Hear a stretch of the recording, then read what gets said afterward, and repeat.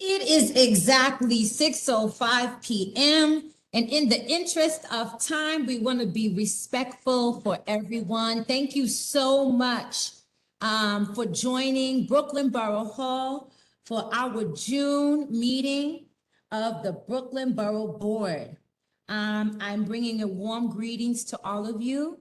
For those who don't know me, I'm Deputy Brooklyn Borough President Diana Richardson, leading this meeting on behalf of our Borough President, Mr. Antonio Reynoso.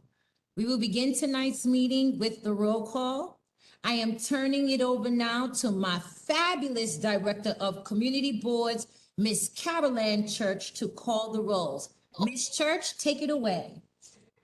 Good afternoon, everyone. I'm going to stand so I don't look like I'm lost.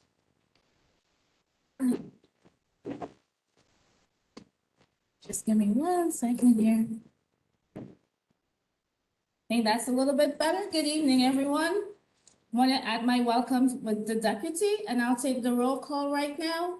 Community Board 1, Chair Dialis Fuller or Representative. Community Board 2, Ms. Manning, I see you. Dorothea Thompson Manning for the Community Board 2. Community Board 3. Community Board 4. Camacho, Chairperson, presente. Good afternoon, Mr. Camacho. Community Board 5. Good evening, everyone. Melinda Perkins, District Manager, CB5. Thank you. Community Good Board. evening, all my lovely people. CB6. Community Board 7. Chair Cesar Zuniga or Representative. Community Board 8. Ms. Good evening, everyone. Yrsa Weatherspoon, Chairperson. Thank you for being here. Community Board 9.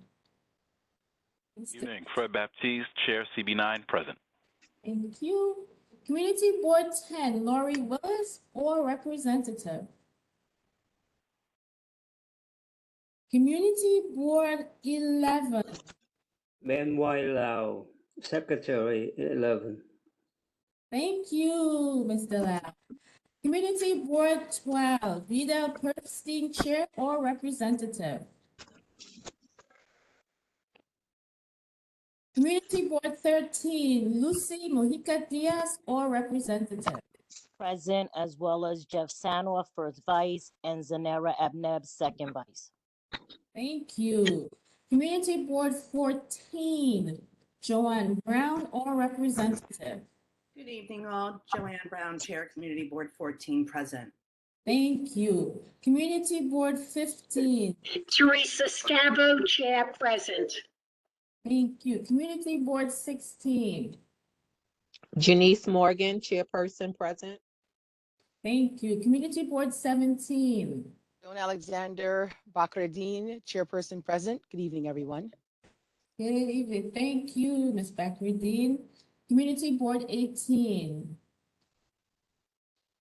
Michael Ian or Representative. Okay. Council Member Representatives. Council District 33, Member Wrestler or Representative. I'm stuck on Community. Council District 34, Member Jennifer Gutierrez or Representative. Community Council District 30. Thank you. Good evening, Jeremy Lockett, Representative, Councilmember Crystal Hudson's office. Good to be here. Good evening. Thank you for being here. Council District 36, Member Chi Ose or Representative. Council District 37, Member Sandy Nurse or Representative. Good evening, everyone. This is Councilmember Sandy Nurse, present. Good to see everybody. Council District 38, Member Alexa Aviles or Representative. Council District 39, Member Shahana Hanif or representative. Council District 40, Member Rita Joseph or representative. Council District 41, Member Darlene Neely or representative. Council District 42, Member Charles Barron or representative. Council District 43, Member Justin Brennan or representative.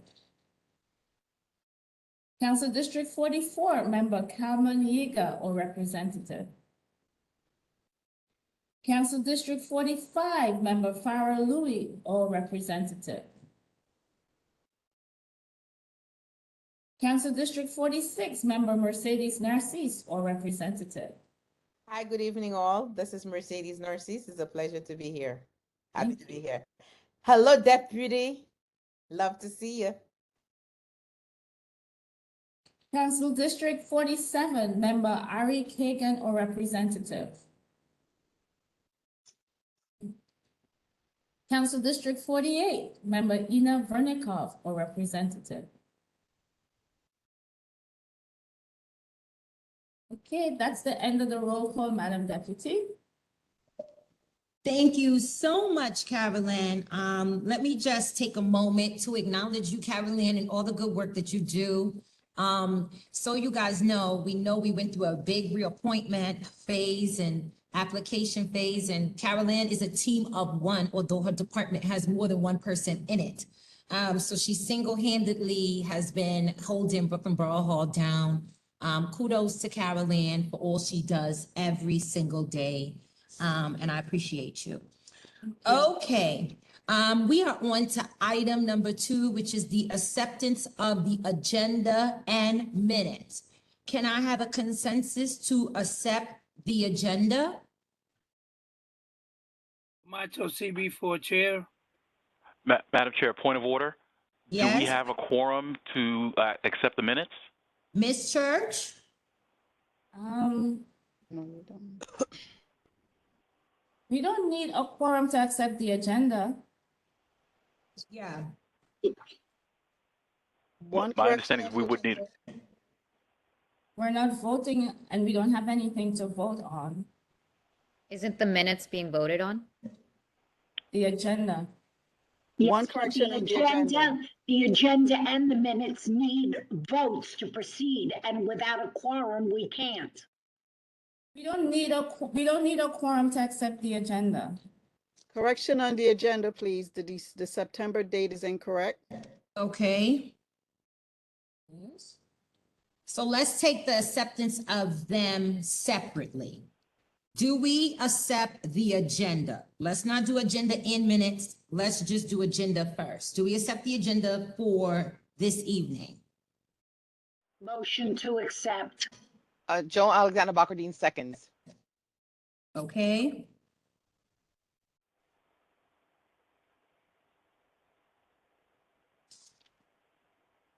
Do we have to call the roll for this, Ms. Church? If we do, please do. No, we don't need a roll call to accept the agenda. All right, so moving on. All right. Actually, point of order. Just note Fred Baptiste as an abstention. Okay. Thank you. No problem. All right, now we have to move to accept the minutes. We'll open it up for commentary and feedback. The first thing I heard was to change and update the September date. Any other amendments?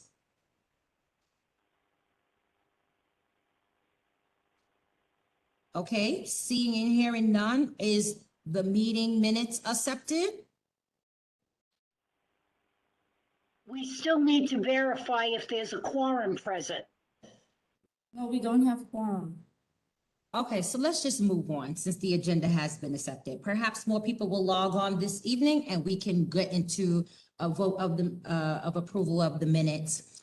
All right, well, today we'll be trying something different, everybody. As you have seen from the accepted agenda, we are remixing up the way the Borough Board is done to give even time for folks to speak. So it's not just straight presentations, but we're hearing presentations in the middle of updates. Being on time has its privileges. So we have put together cohorts based on how you have logged in this evening. In cohort 1 will be Community Board 9, Community Board 14, Council Member Sandy Nurse, Council Member Mercedes Narcisse, as well as Ms. Church, I need you to give me the other 2 people in the order that they have logged in. But right now I am asking for Mr. Baptiste, Miss of Community Board 9 to please go first. But before you do, and then you'll be followed by Miss Brown. But before you do, we have an icebreaker this evening to liven things up. We pulled this from the internet. It is 64 would you rather questions. So I'm going to ask you guys various would you rather questions and just see what people are gonna come up with. So Mr. Baptiste, don't die, you guys. Would you rather go without shampoo for the rest of your life or toothpaste for the rest of your life? Oh, shampoo. Shampoo. Good, you That's my can't do public that service right now. there, you know. Funny. All right, please bring the update for Community Board 9. Absolutely. Everyone, first of all, it's great to see everyone. A lot of great things happening in Community Board 9. First and foremost, I wanted to say that we had a successful community fair that we were able to do in Ronald McNair Park, right near the Brooklyn Museum. We had over 75 vendors representing local community-based organizations, agencies, vendors. We had food, entertainment, healthcare professionals who were there. FDNY came and provided CPR training. Thank you. So it was a phenomenal event. It was one of our first open events in a long time. So it was tremendously received by the community, enthusiastically received by the board, and we were just very thankful for all the participation we had there. So we've actually also received, as was mentioned before, so we have some new board members who have come on as well. So we're preparing an orientation just so that way we make sure that their first shock, they don't get the shock of their first participation is with a CB9 meeting.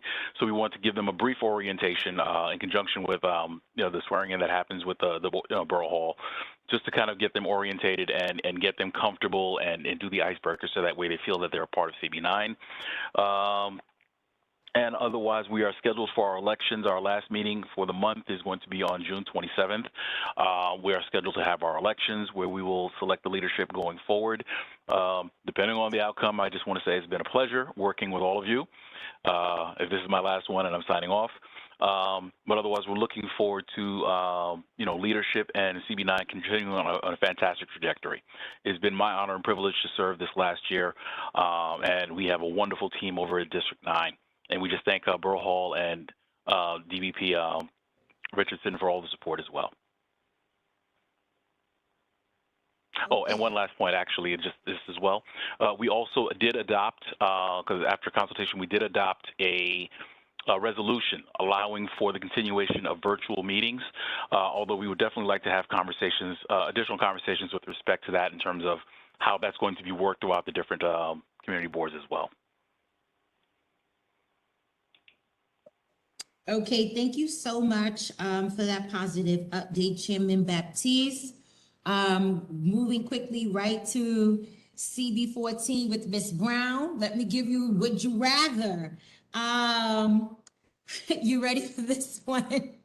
Would you rather always have bad gas or always have really dry mouth? This is some terrible questions. Oh, Lord. It's a matter of caring about myself and those around me. Bad. Both are solvable with some kind of over-the-counter medications. I'm gonna go with bad gas. Okay. You're gonna light it up. Okay. Light it up. All right. Thanks for that question. That was pretty funny. Just a few announcements.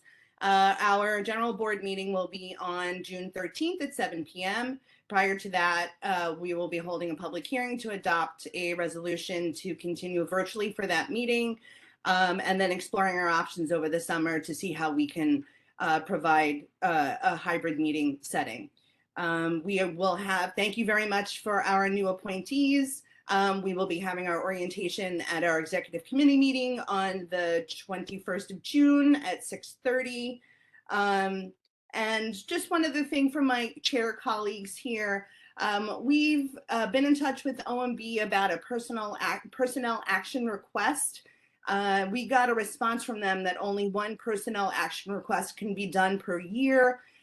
We weren't directed to anywhere in the city charter where that was explicitly acknowledged. So I just wanted to let you know that in some cases you might have to ask OMB for a little bit more guidance when you're asking for personnel action requests.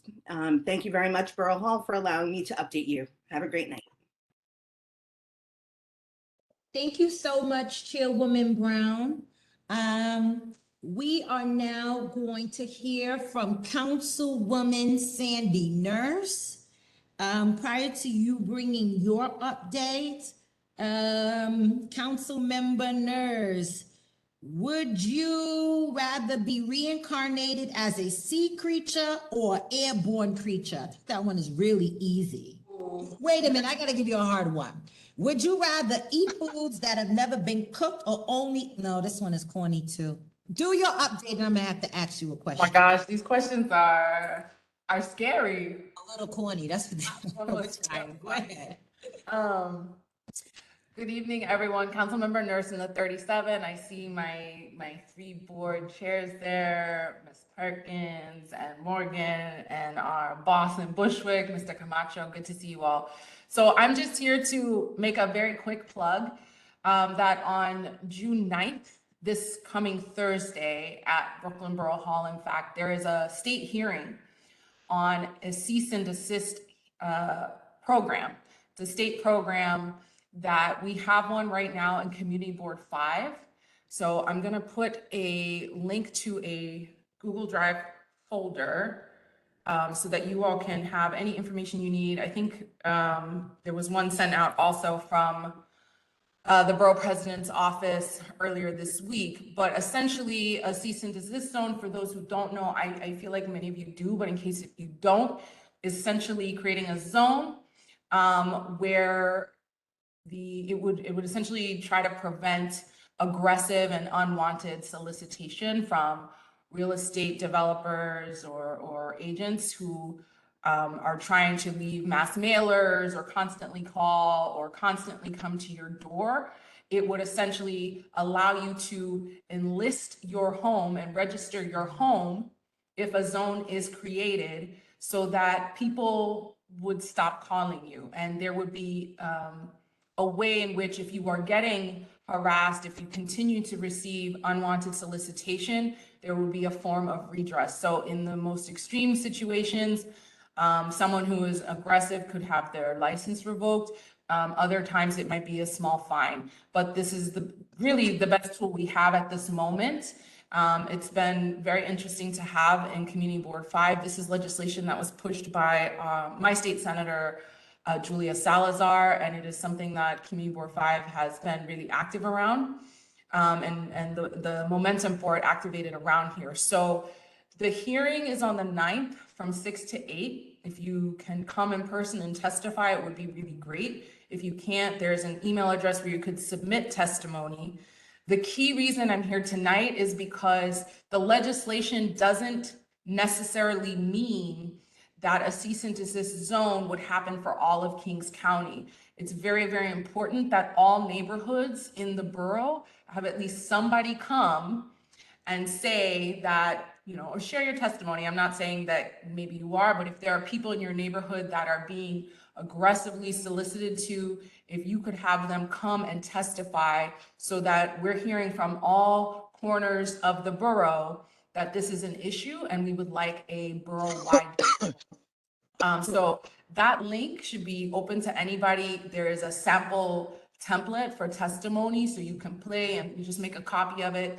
There is a state brochure that breaks down the program, as well as some sample language for you as chairs to send this to your members. I would really, really encourage you all to send someone to testify so that the state knows Kings County really, you know, if homeowners want to sell their home, they know where to go find it. We don't need extra solicitation at the door. And if you have any more questions about it, I'm going to put my email and our office number in the chat. You can hit us up, but really encourage you all to participate. I'm not sure exactly when the decision will be made. I think the purpose of this hearing is for the state to investigate or collect evidence that there is a problem with unwanted and aggressive solicitation. So, you know, once they get that, we'll hear the next steps, and I'll be sure to communicate that to you all here. So thank you so much. And I will re-put those information in the chat. And thank you, Deputy Borough President, for those questions. Oh, you're not off the hook.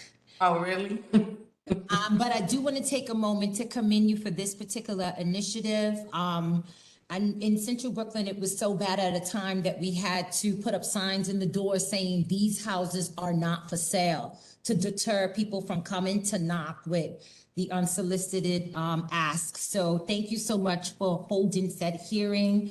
And I just encourage everyone maybe to use the electronic communication streams or social media streams that you have established to get the word out to the constituency if they have time. But council member, if folks can't make it tomorrow, is there a way that written submission could be given? Yes, there is. And I'll re-put the links and the email in the chat. I'm going to put the email. I believe you can send an email right to here. Okay, so thank you for doing that. And before you go, I got a good one for you. It's very sandy, nurse. Would you rather go 1 year with no eyelashes or 1 year with no eyebrows? Oh my God. Where are you finding this stuff? And online, so you guys don't think I'm making it up. I'm like going through the questions. I'm gonna need my eyelashes. Okay, so we're eyebrow-less council member nurse. Thank you so much. Make sure you drop all the information. Okay, council member Narcisse, you're up next. You are up next. Hi. Good evening. Go ahead and bring your update. I'll ask you the question after. Go ahead. Hi, everyone. I'm Councilwoman Mercedes Narcisse from the beautiful 46th District, which cover Canarsie, Flatlands, Bergen Beach, Mill Island, Mill Basin, Marine Park, Garrison Beach, Shipshead Bay. I have not seen my folks from the 18, but I see my staff here, Kim Robinson, that have been doing excellent work in our community. So thank you, Miss Robinson, for being here. And Teresa, oh yes, now don't get upset with me. Yes, you're 15. I see your beautiful face here. Thank you.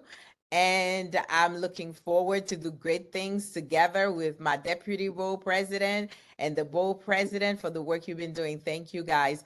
And one of the things that I've been doing is a lot of preventive care. One of the things that really struck me, we in the 2022, and people have not been doing their mammogram, even they reach their age, they over 50, 60, they never do mammogram. And the first one that we did, we have about 2 negative, and that turned out to be positive, sorry, not negative in a way.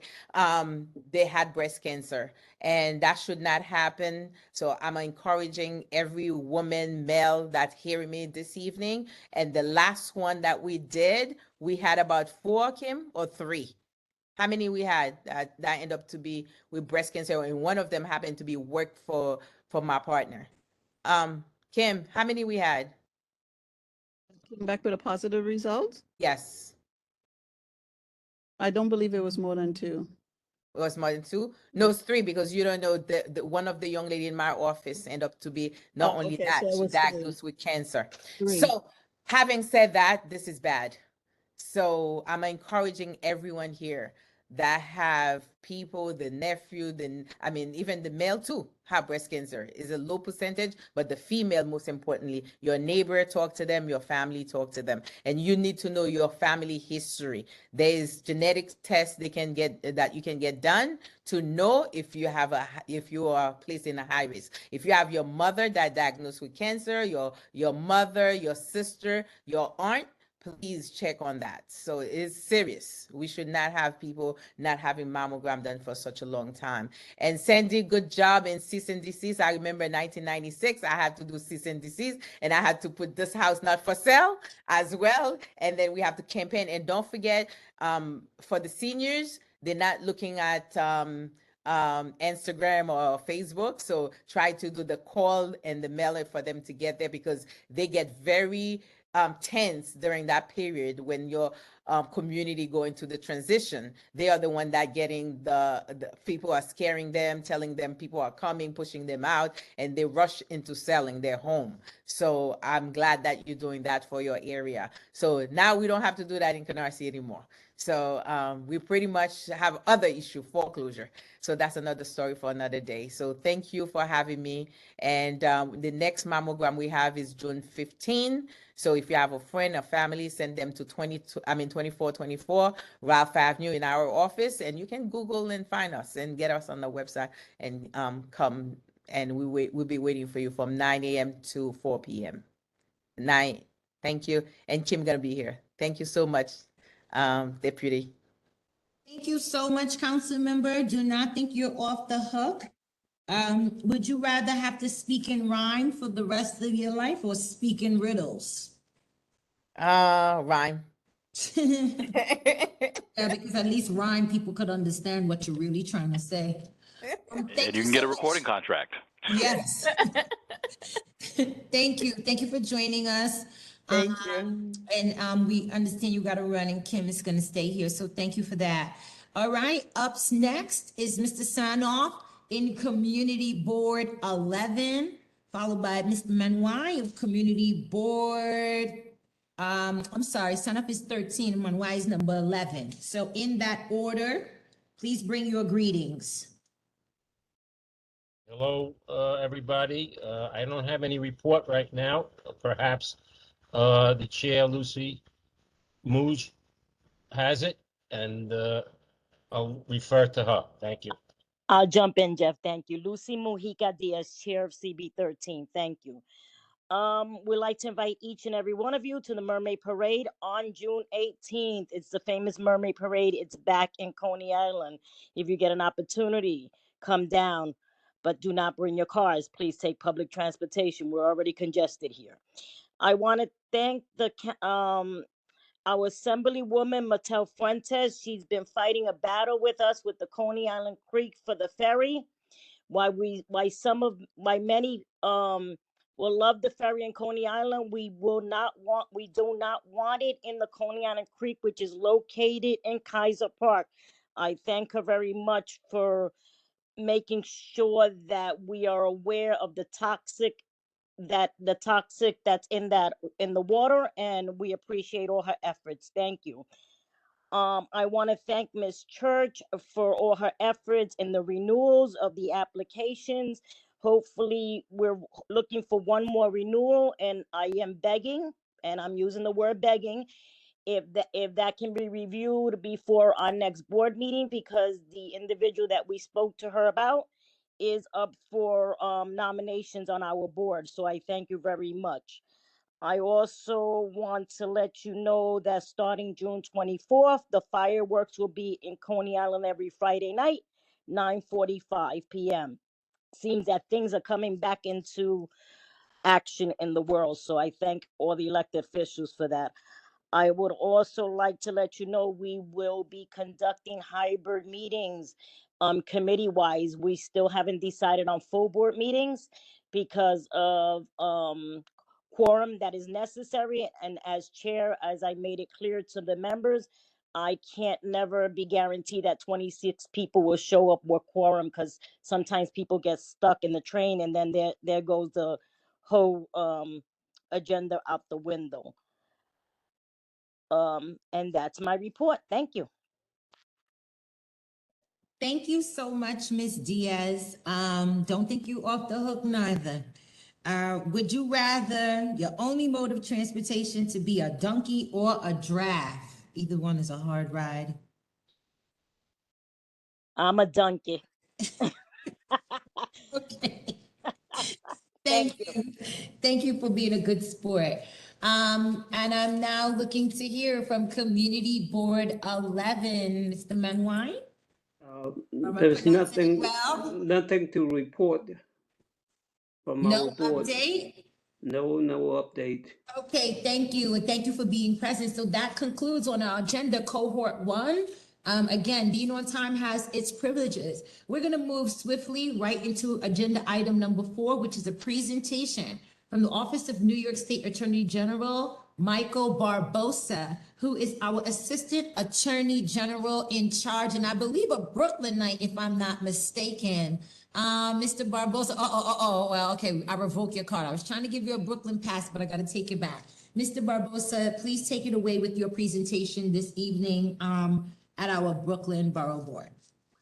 Well, thank you, Borough President Richardson. And, Deputy. oh, sorry. Thank you, Deputy Borough President Richardson. It's so wonderful to see you and see so many others. My community outreach liaison had to go out in the community to do another presentation, Darrell White. And I believe Monica Ben might be on or not, but we're doing the work. I wanted to share my screen real quick, and I'll go through my presentation. Let's see. Yeah, there we go.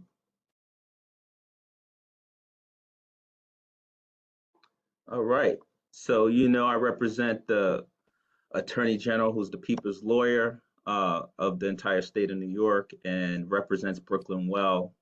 As the Attorney General in charge of the Brooklyn office, I cover Queens County too, and I'm just going to go through some of the cases that we've seen and some other outreach that we're trying to do. We protect, of course, civil consumer rights. We defend labor laws, environment, investors. We prosecute violations of state law, and of course, we have our defensive counsel. But my office in Brooklyn, we only do civil investigations. And most of our investigations are confidential investigations. So we always solicit any type of confidential complaints or public complaints. Statutory violations, New York City violations, New York State or federal laws. We subpoena documents for businesses and individuals that engage in repeated fraud or illegal behavior in conducting business, and we file lawsuits. We work in partnership with the district attorney's office when it rises to the level of criminal conduct, and we have limited criminal jurisdiction for cases as well. Financial crimes, mortgage fraud, Medicaid fraud, organized crime. Let's see what else. Our website again, we continually update our website. It's www.ag.ny.gov. Our most popular presentations are smart senior presentations where we go to community boards, we go to nonprofits, we go to senior centers, and we conduct those types of presentations. Internet safety presentations and deed fraud, which is prevalent. I thank Council Member Nurse for her advocacy. I will be in attendance on Thursday. We also publicize all of our litigation and enforcement. Because we were virtual, we were only doing virtual. Now we do in-person appointments, we do walk-ins. Our office, again, is 55 Hanson Place. You can come in, you can make an appointment, and you can also walk in. We're open from 9 to 5, and we're also on the road. And now that the summer's here, we look forward to many of the different festivals and things that are happening. We know COVID is still real, but we're doing it safely. So basically, we wanted to hear from you leaders talking about additional scams that always target the elderly. We continue to inform the community about tenant and home ownership rights, immigration fraud, service provider fraud, and employment rights. This is what our pamphlet looks like. We can always send more out to the community. And it's so interesting because no matter how many times we do these presentations, people still fall victim to many of the different uh, scams. And we also don't receive as many complaints. 1 in 25 was a report that was, for every 25 scams, we only get 1 complaint. And it could be sweepstakes, it could be fake check scams, it could be grandma or grandparent, I'm in trouble. It still works. These scam artists are very good. So it's important to continue to educate the community about these types of scams. This is a website for the do not call and the opt out list. I know that sometimes, even if the person has a do not call list, or, sometimes they do receive calls, but sometimes these organizations are not even registered. So that's why it's important to continue to reach out and let us know about these problems. Internet safety. I mean, it's the same things with just making sure that don't give out your birth certificate, your driver's license, your social security. There was a new scam with Chase about a problem with your account. They received a text that got many victims in Brooklyn and throughout the country. And it's just important to, we always do Shred Fest, definitely just let us know. I wanted to speed up and just talk about the Federal Trade Commission.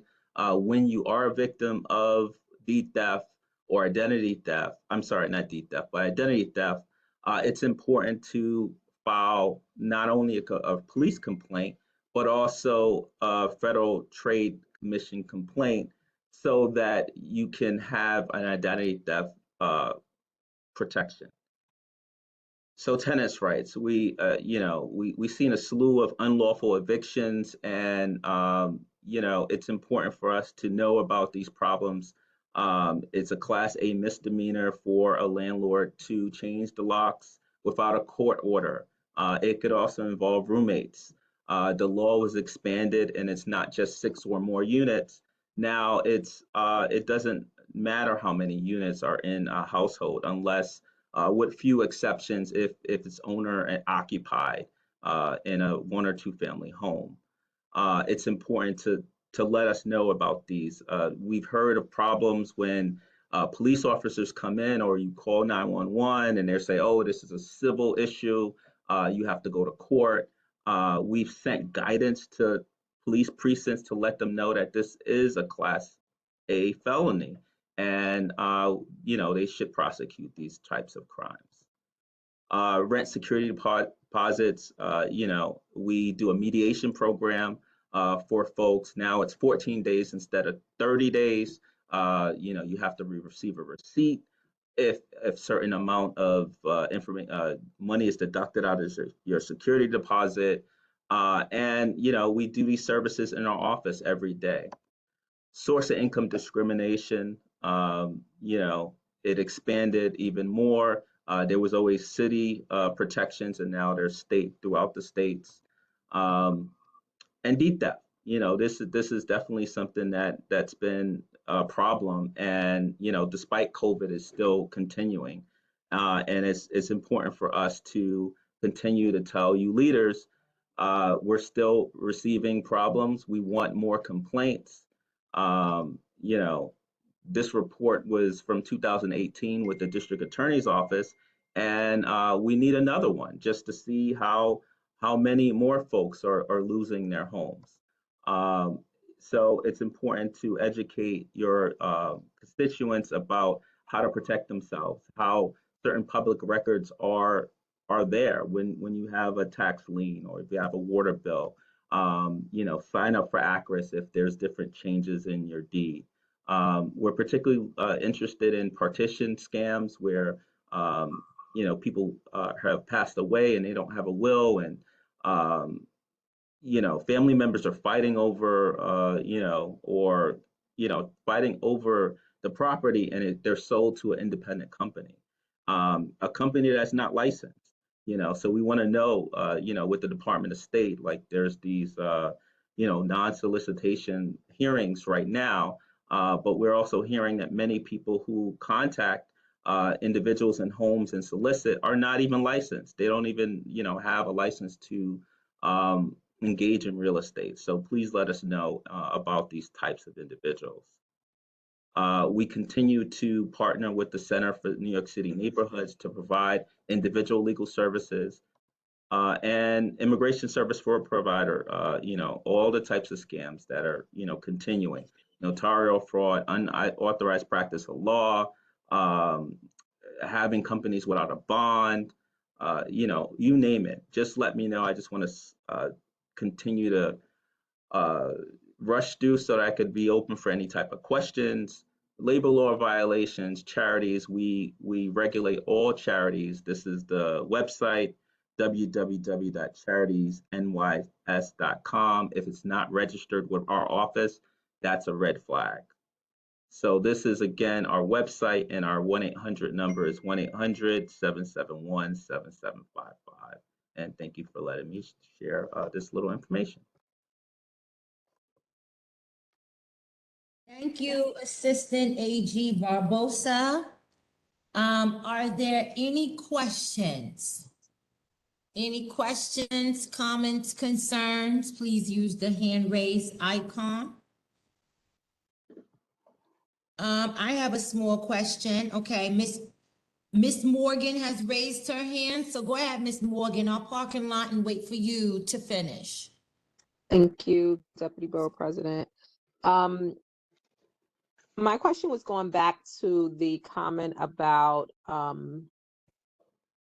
locking folks out. I think you said that there was an exception when it was a 1 or 2 family. Can you just clarify where the law changes, or where there's a 1 family or 2 family house versus other units? I wasn't quite clear on that.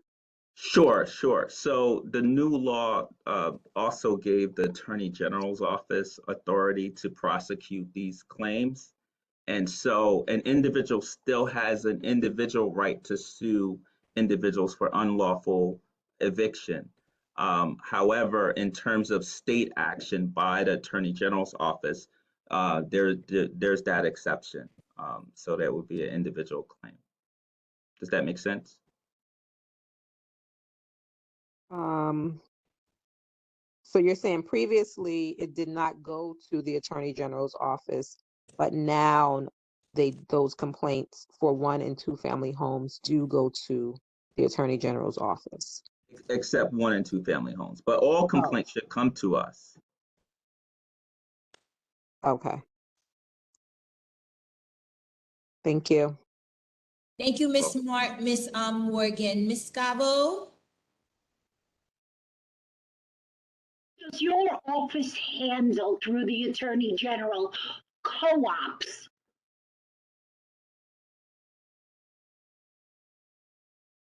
Yes, we do. We have a real estate financing that focuses on the sponsorship involving the creation of co-ops and condos. We do not regulate the governance when there's disputes between co-ops and condos and their members. Thank you. You're welcome. Mr. Baptiste?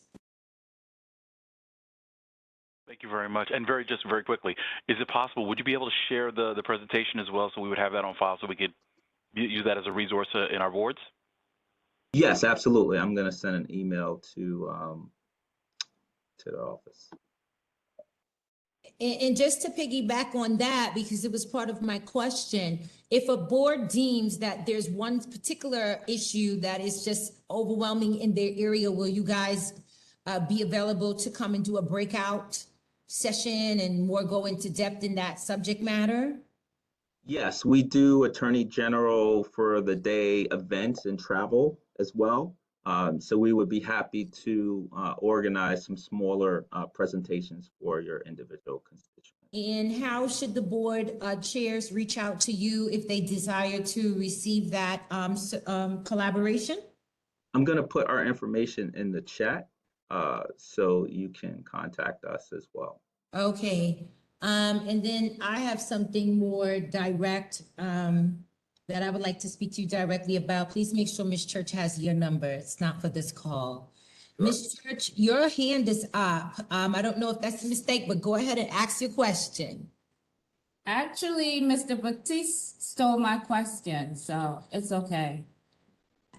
Okay, thank you so much. Is there any other questions? This is the city of New York. You hear all this action? Is there any other questions for our Assistant Attorney General, Mr. Michael Barbosa? Seeing none, thank you so much, Mr. Barbosa, for joining us. Please feel free to connect with us offline, and we will do the same with you. Send our regards to the people's lawyer, our Attorney General. Let her know we wish her well, okay? Absolutely. Thank you so much. Thank you, everyone. Thank you so much. All right, continuing with the remix of this evening. I think we are chugging along very well. The time is now 6:50.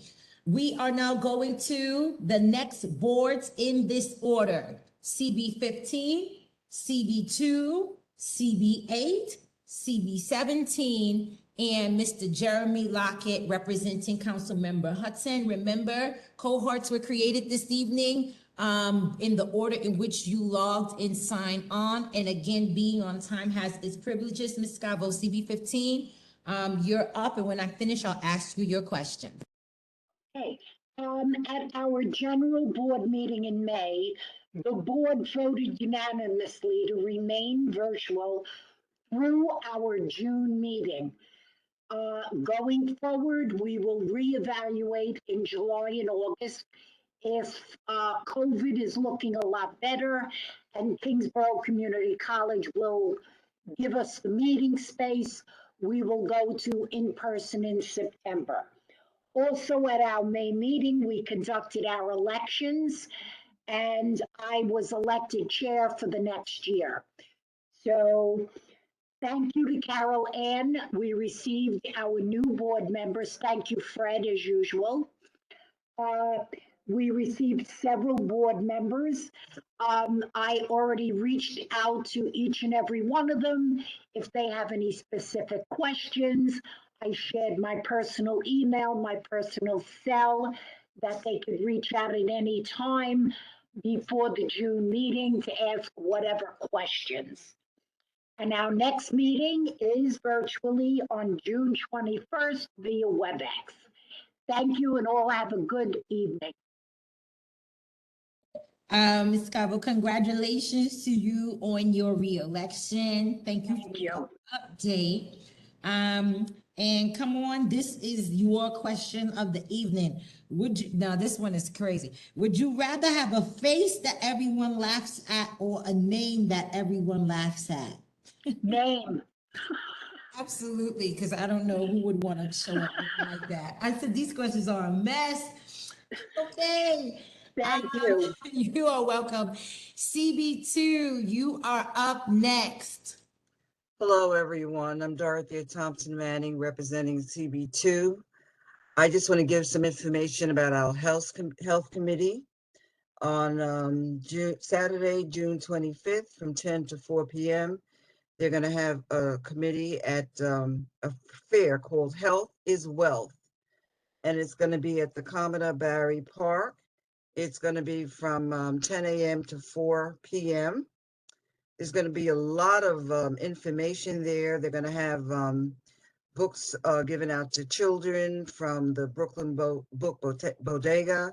The public library will be there to read stories. They're giving a raffle from the Chelsea Piers. It's a lot of good information. Mount Sinai is going to give some information.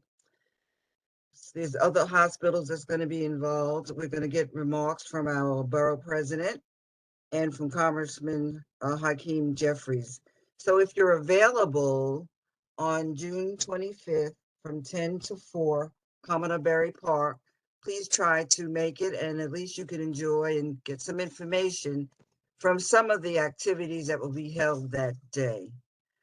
I also just want to make a comment that CB2 has been trying to get a district manager, and not for lack of trying. We have our people, But unfortunately, the first time, not everyone voted, so we could not make a decision.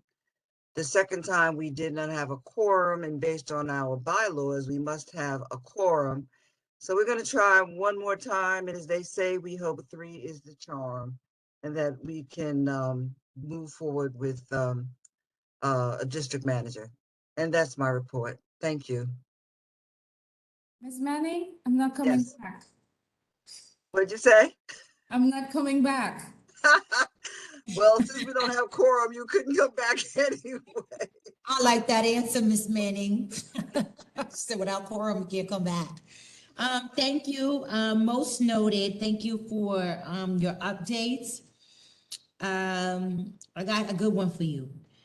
Here's your would you rather. Would you rather be forced to dance all day, every day, until you get a perfect score on Dancing with the Stars, or be forced to eat mashed potatoes until you get a perfect score on Beat the Chefs? I want to dance. You got to dance, right? Yes. That other one is a little crazy. I love it. Thank you so much. Thank you for being a good sport. Thank you for your update, Miss Manning. I'm going straight to Miss Witherspoon of Community Board 8. Well, hello again, everybody. Good evening. Community Board 8, Irsa Weatherspoon. There are a couple of things going on in our district. We're going to do a run the weight down, run the guns out. We're inviting the community to come out to create what can you say, solidarity, camaraderie around the efforts toward ending gun violence in the community. We will be having a 1-hour community exercise Monday through Friday from 6 to 7 a.m.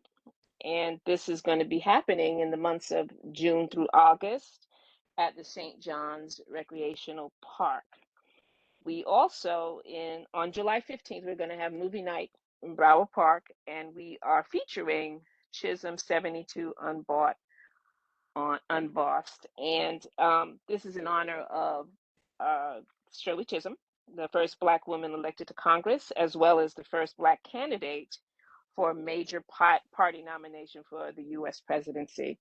So we expect that to be really lovely. We're going to have other things going on. We really want to introduce or reintroduce Shirley Chisholm to folks that may not know some of the history, and that's some of the younger people. So we're really excited about that.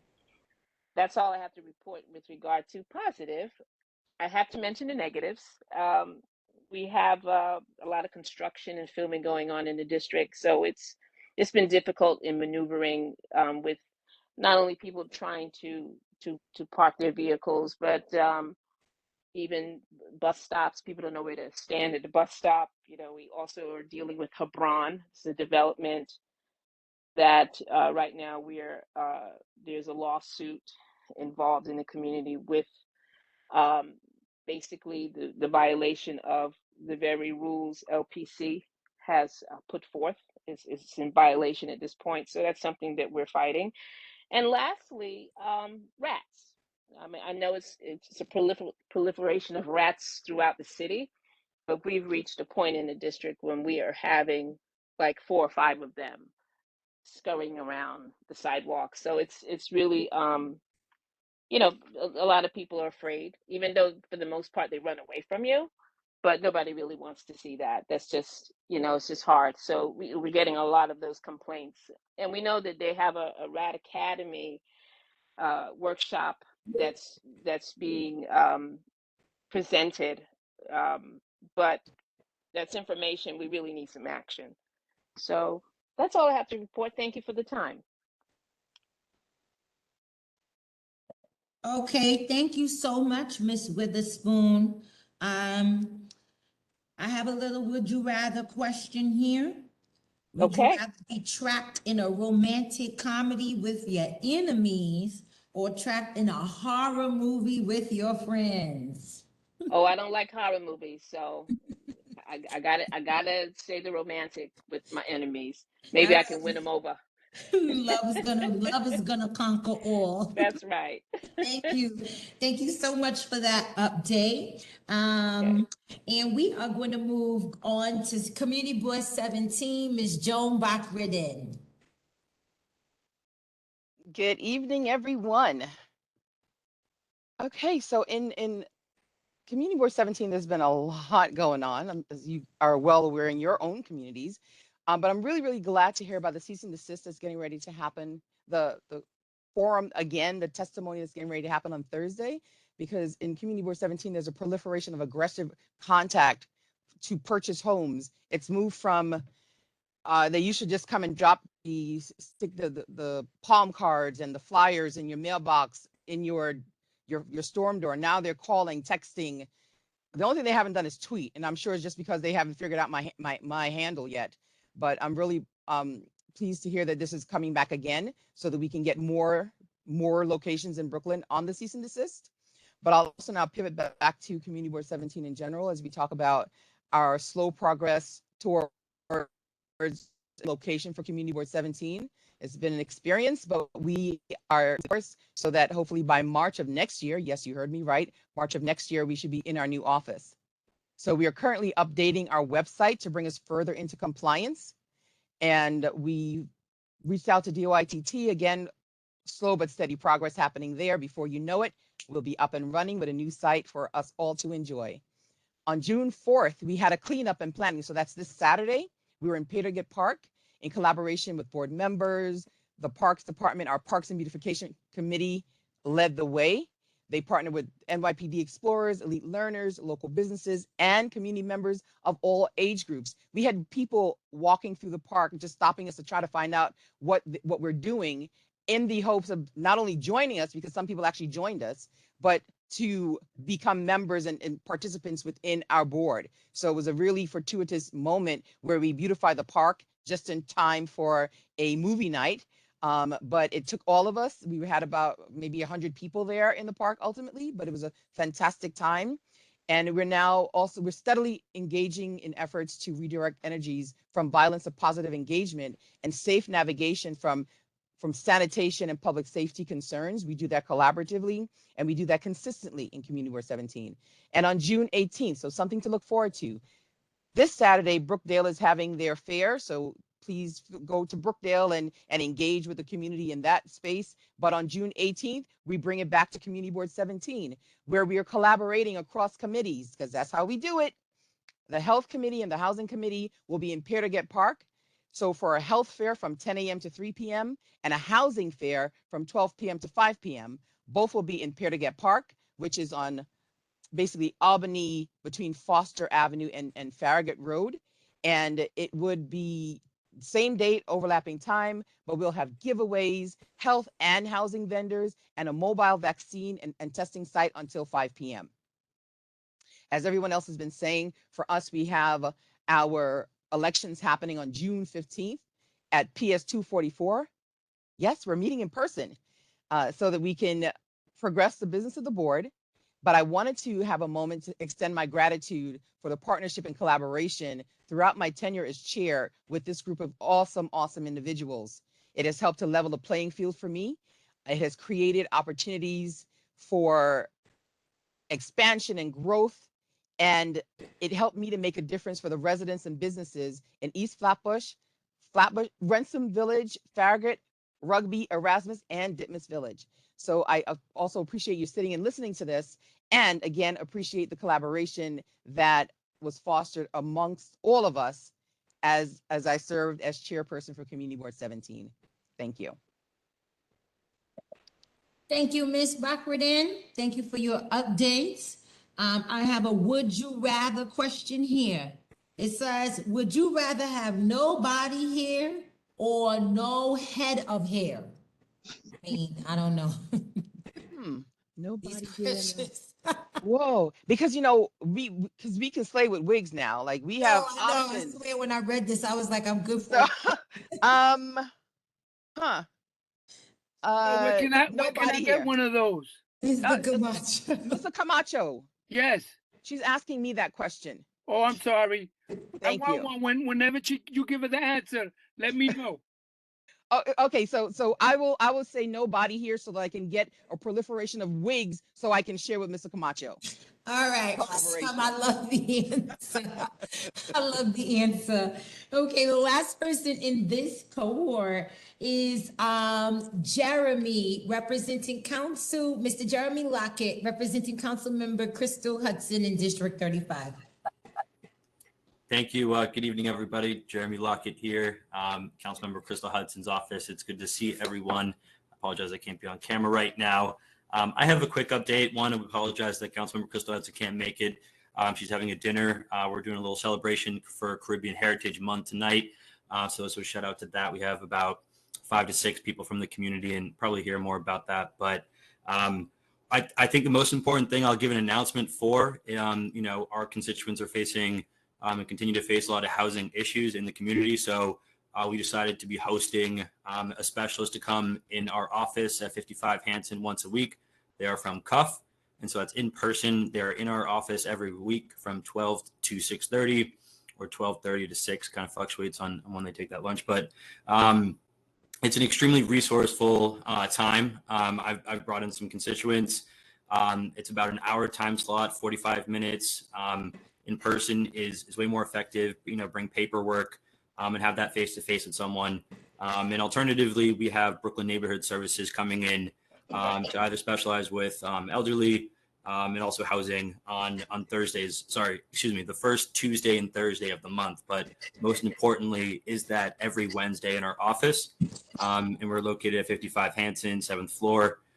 You can ask for either the council member and security will send you out. But I think that's about it. I won't speak too much for the council member, but we are active right now. We have, obviously it's Caribbean Heritage Month. We have Pride. Juneteenth is coming. Father's Day. We had an amazing Mother's Day quite recently, which I know DP Diana Richardson was able to make it. So I don't know if Father's Day will blow it out of the water, but I think it'll be a good time. So more updates for that for folks. And we really appreciate our community. Whether it's Community Board 8, 9, everyone helping us spread the word. Folks here, so look forward to more communication. But I'm going to wrap it up, and I hope everyone has a safe and good night, and let's hope it doesn't rain. Thank you. Thank you so much, Jeremy. Let me just say to all of our partners who are on the phone, we are feverishly trying to make sure that we are writing down all the events that are coming up. But please make sure that Catalan Church gets all of these event information so that we can make sure it's on the Borough Hall calendar so that we can attempt to come in person. If not, send a representative because you do matter. And we do thank you for activating Brooklyn. Jeremy, don't think you're off the hook. I think this one is a funny one. Would you rather, you there, Jeremy?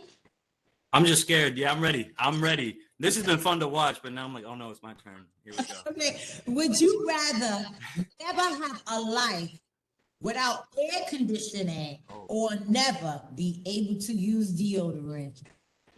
That's a hard life.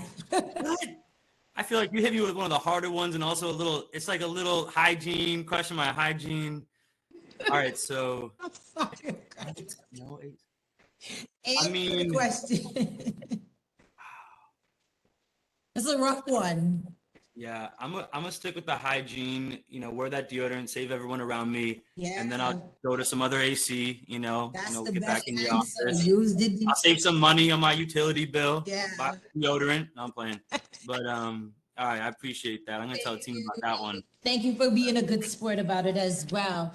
Okay, so listen, earlier in the meeting, as those of you who have been with us know, Ms. Caroline Church called the roll. At that time, we did not have a quorum. We do see new people have joined the call. We're going to take this moment to allow Ms. Church to call the names of those who were marked absent to begin with, so that we can see if folks are still here with us or have joined. Ms. Church? Okay, great. CB1, CB6, CB7, CB10, CB12, CB18, Council District 33, Thank you. Council District 34. Council District 36. 36. Council District 38. Council District 39. Council District 40. Council District 41. Council District 42. Council District 43. Council District 44. Council District 45. I believe I saw Council Member Louis on. Present. Yes, I saw you earlier. Welcome. Council District 47. Council District 48.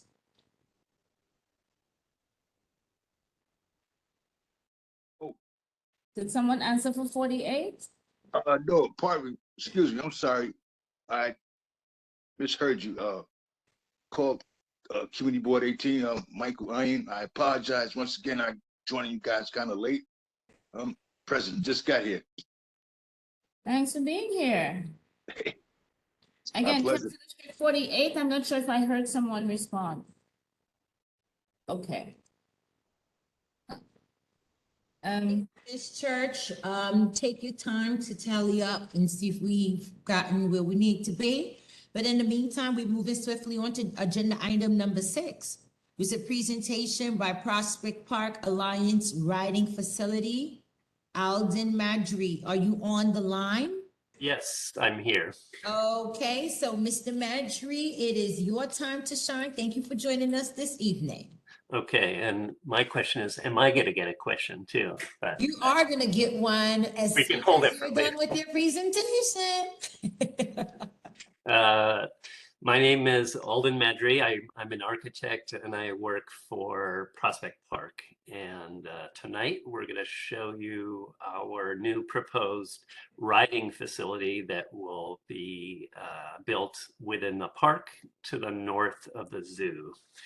Now, let's see. Do I have control of this screen? Let's see here. The project total budget is 4.1 million. It was paid for. It's fully funded, and it was paid for by the city council chair and former city council member Brad Lander. Okay, let's see. Can we go to the next? Okay.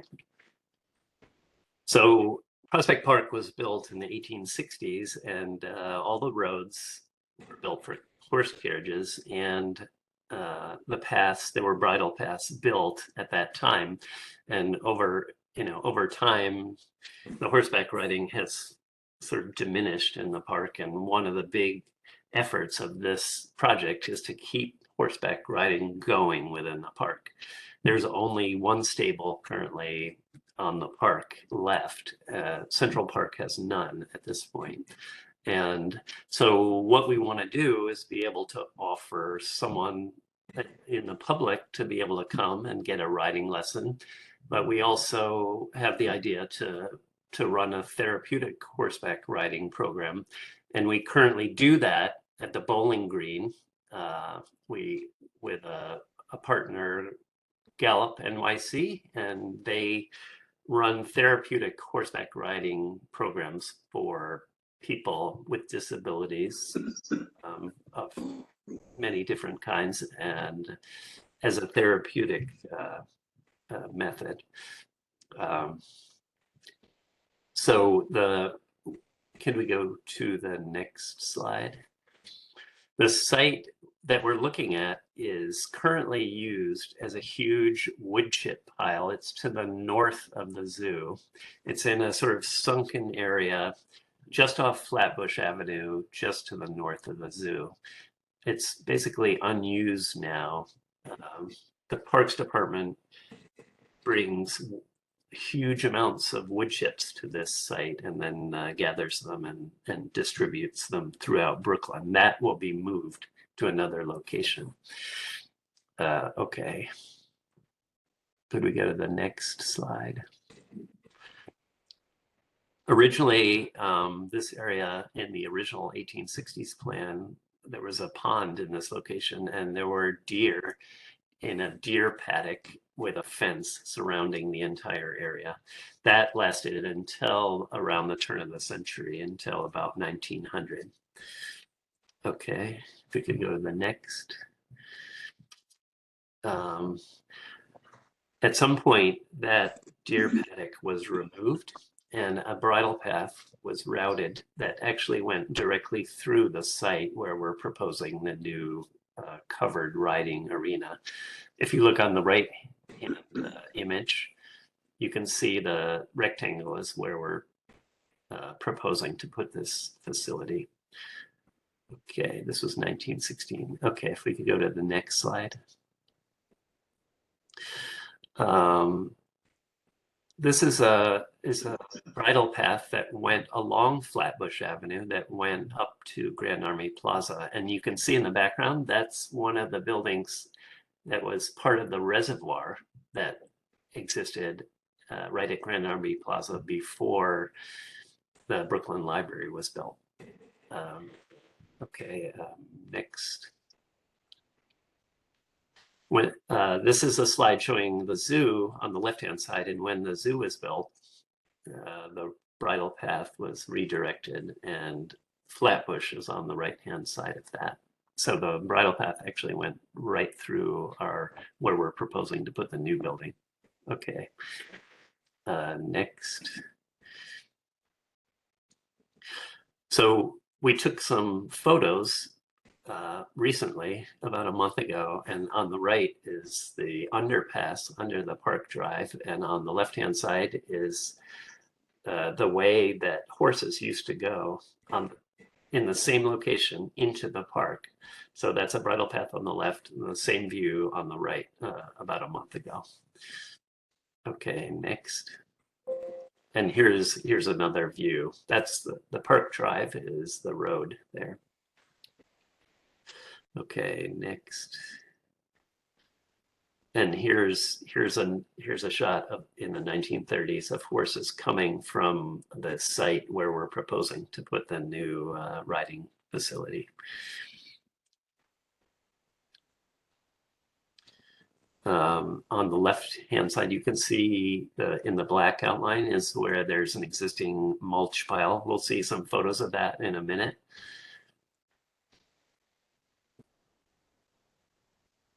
And one of the great things about this location is that we'll be able to connect this facility to the existing bridle paths within the park. So on the left-hand side, all the yellow lines are the bridle paths that we'll be able to connect to that go around the lake and behind the boathouse through the concert grove.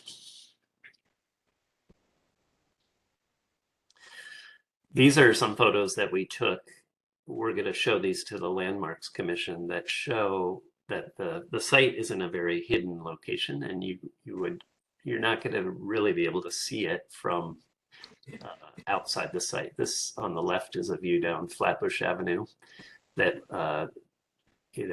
that was the walkway that we redid recently, and on the right-hand side is a view looking directly toward where the new riding facility will be.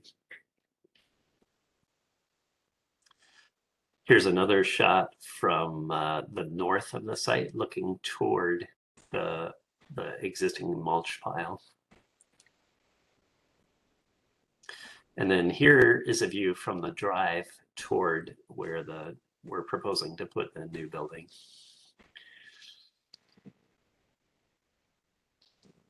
And here's another view from the zoo, from the sort of north end of the zoo toward our proposed site.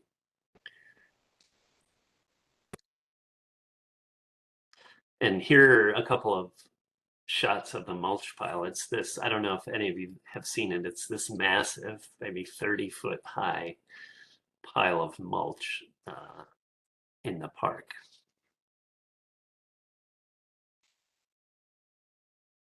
And here on the left-hand side is a view toward a gate that goes to the zoo. And then on the right-hand side is a view up toward the north.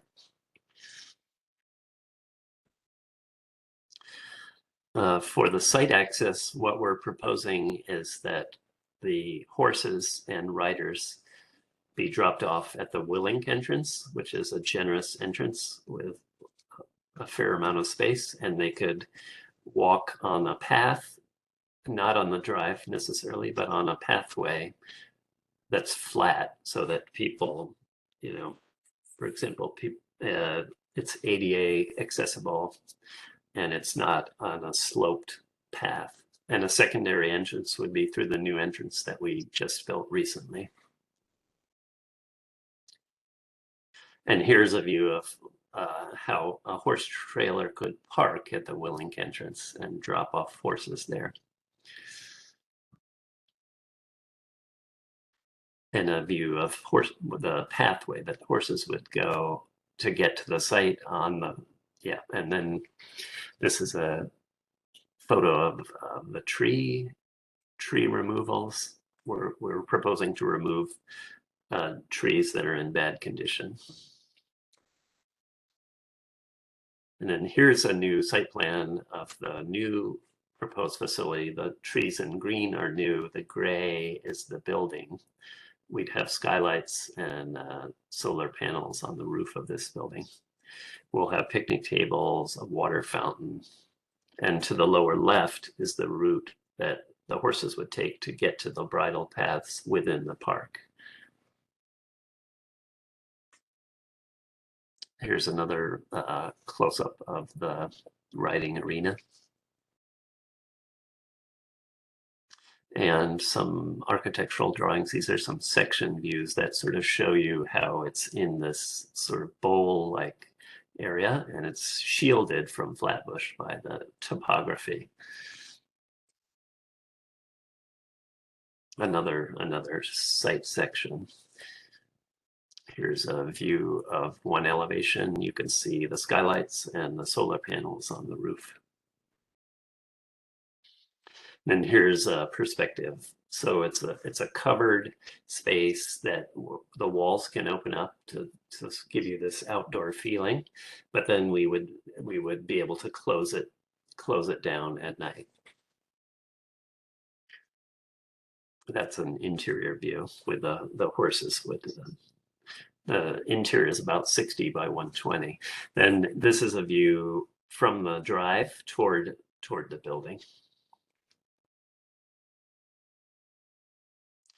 And then this is the type of, we're looking at using a wooden structure, like a post and beam, like a heavy timber structure that would go with the sort of, you know, the early structures within the park.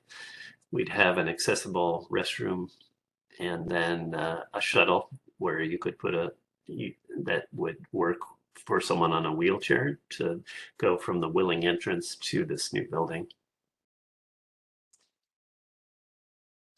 And then here's some historical photos of wooden structures within the park.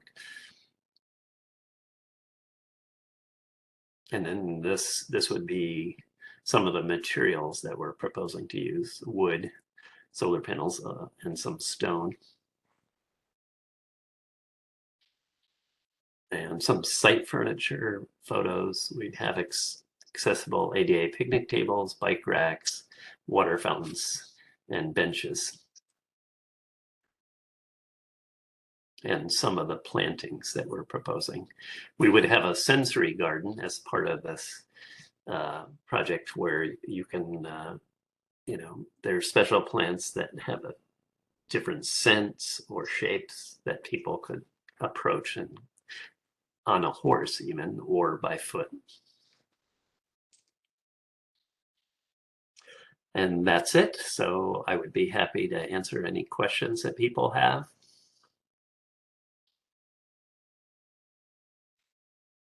Thank you, Mr. Madry. Okay, I see the hands are flying up. The first one is Miss Joan Bachradin, CB 17. Thank you so much, Deputy Borough President and Mr. Madry, for your great presentation. I've got a couple of questions. The first question is about safety along the path below the East Drive. The second question is about how this impacts pedestrians and bike riders, because I see there's some inside-outside going on there. And my final question is about the trees. When you remove the trees, will you be replanting them someplace else to keep the rich and required green space? So on the trees, most of the trees, almost all of the trees we're removing are trees that are in bad condition, like they've been damaged by that mulch pile, or they're like starting to fall over. So we're removing those sort of problematic trees, but we're proposing to replant almost as many new trees and of native species and like a diverse habitat, and there'll be like low plantings also. So the removals are mainly for safety, so that people wouldn't have a problem with a tree falling on them or something like that. So the pathway underneath the drive right now is basically unused. The DOT renovated that underpass, and there's a chain link fence there now that blocks it off. So we would eventually open that up to connect this facility below, like the historical photos that I showed where it was a bridle path. So horses would be able to ride under there again like they used to, but currently it's unused. And can you remind me, what was your second question? So regarding the safety on the path is whether or not there'll be lighting and just perspective so that people could safely ride under the path. And the second question was around the impact for pedestrians or bike riders through the park as they come in contact with the outdoor bridle path.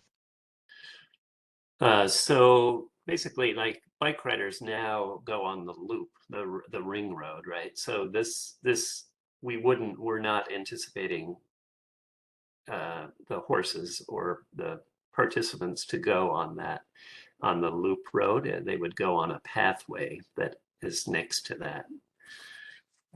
So the main area is basically almost unused by the public at this point. Like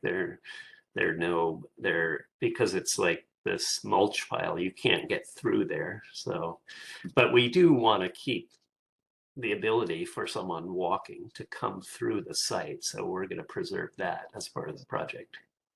Thank you very much. Thank you, Ms. Backwardin. Going to Ms. Brown, CB14. Thank you very much, and thank you for your presentation. I just have two quick questions. So is this facility going to replace the riding arena that is in Bowling Green, just off of the parade grounds? So the way the Parks Department wants to arrange this is that it would go out as an RFP. So as a concession. So it would be advertised by the Parks Department, and different groups could propose, horseback groups, what they would do at this particular site. So right now, we have an arrangement with Gallup at the Bowling Green, so they would be interested, of course, in this project. They may or may not be the ones who get the project. They have facilities in Jamaica Bay and at Forest Park now. So if they were to get this concession, then I assume that they would want to move their horseback riding to this new area. But it's a better area because it has the ability to connect to the bridle paths within the park, whereas at the Bowling Green, to get from that site to Prospect Park, you have to cross a very busy street. So that's a problematic area for a horseback riding facility in general, as it is. Well, funny, you answered my second question with my first question. So to surmise that if Gallup were to get the concession contract at the new facility, then would Bowling Green come up for another RFP to a different concessioner, or would that be reverted to green space? I don't think it's been decided at this point. That site sat empty for a long time. It was originally a lawn bowling, right? So there's a building there, and we have that is used by Parks Rangers now. Before Gallup's used it, starting maybe 5 years ago, it sort of sat empty. So it's undecided at this point what would happen with that site if Gallup were to move to the riding ring. Okay, thank you very much. And makes for a very interesting community discussion about what will happen to Bowling Green in light of the new facility. Thank you. Yep, you're welcome.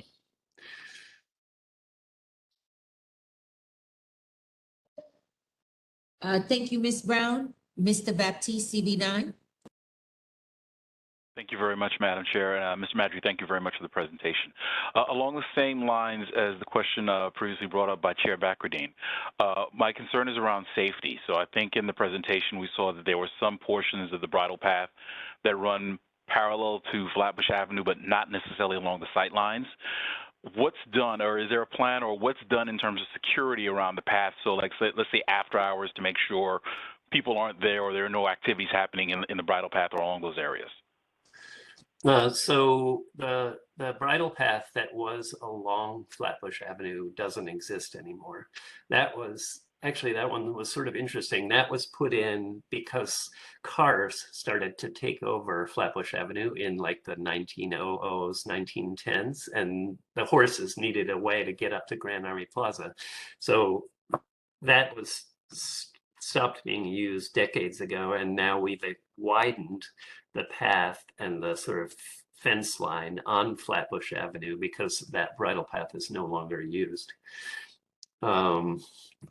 We want the ability to close down the facility and close it off at night, because this is somewhat of a remote area. So it would be different than the Concert Grove Pavilion where it stays open all night, but that's lit. This would be a facility where it could, at least the building itself, could close down so that, you wouldn't have any problem with vandalism or something like that. Right. But what about the paths themselves? So, I mean, in terms of how do we keep, say, kids going from playing in there at night or whatever else, or any other activities? I mean, the paths would be similar to existing paths within Prospect Park. Like, some of them are lit, but not all of the paths within Prospect Park are lit.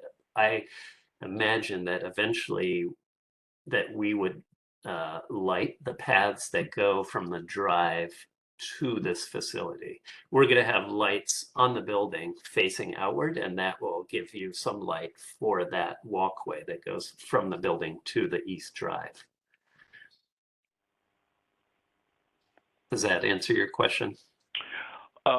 Somewhat. And I guess as we go along, I would definitely like to make sure we keep an eye on that, just because, again, sometimes I think at night that invites activities that we want to make sure that, people aren't taking advantage. There's a whole new path that nobody sees anything. Yeah, we totally agree. We're not creating any new pathways. And, there are a fair number of paths within Prospect Park that don't have lighting now.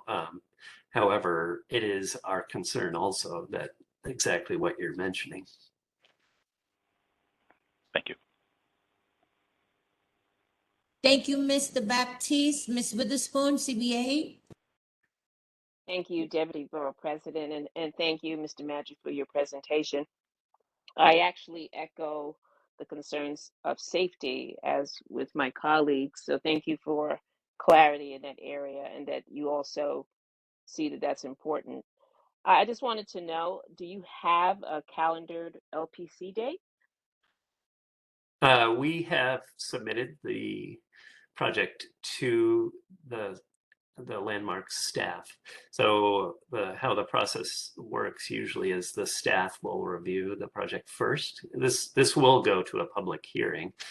On this project, landmarks is advisory and the design commission will be binding.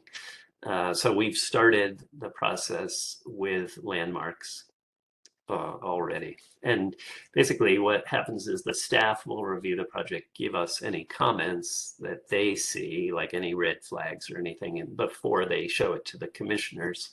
So then we'll do an adjustment, and then eventually we'll go to the public hearing. Thank you. I just have one more question.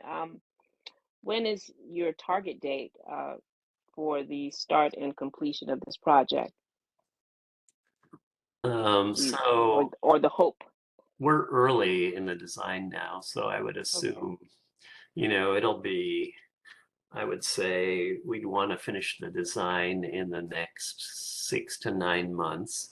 So we're going to Borough Board, then we go to Landmarks, and then we go to the Design Commission, and then we do all the construction documents, the drawings and specifications.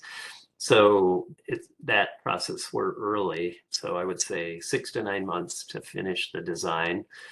And then when the design is done, we turn it over to the Parks Department for the bidding, the procurement.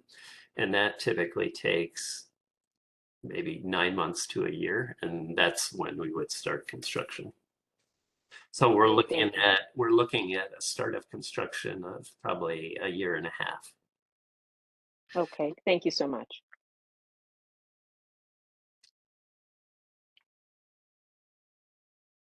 Okay, thank you, Ms. Witherspoon.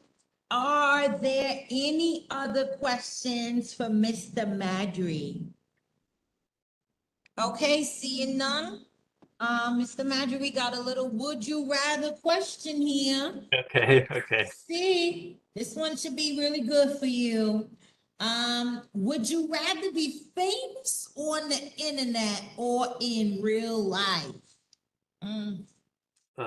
Famous on the internet or in real life? I think I'm going to go for real life. You're gonna go for real life?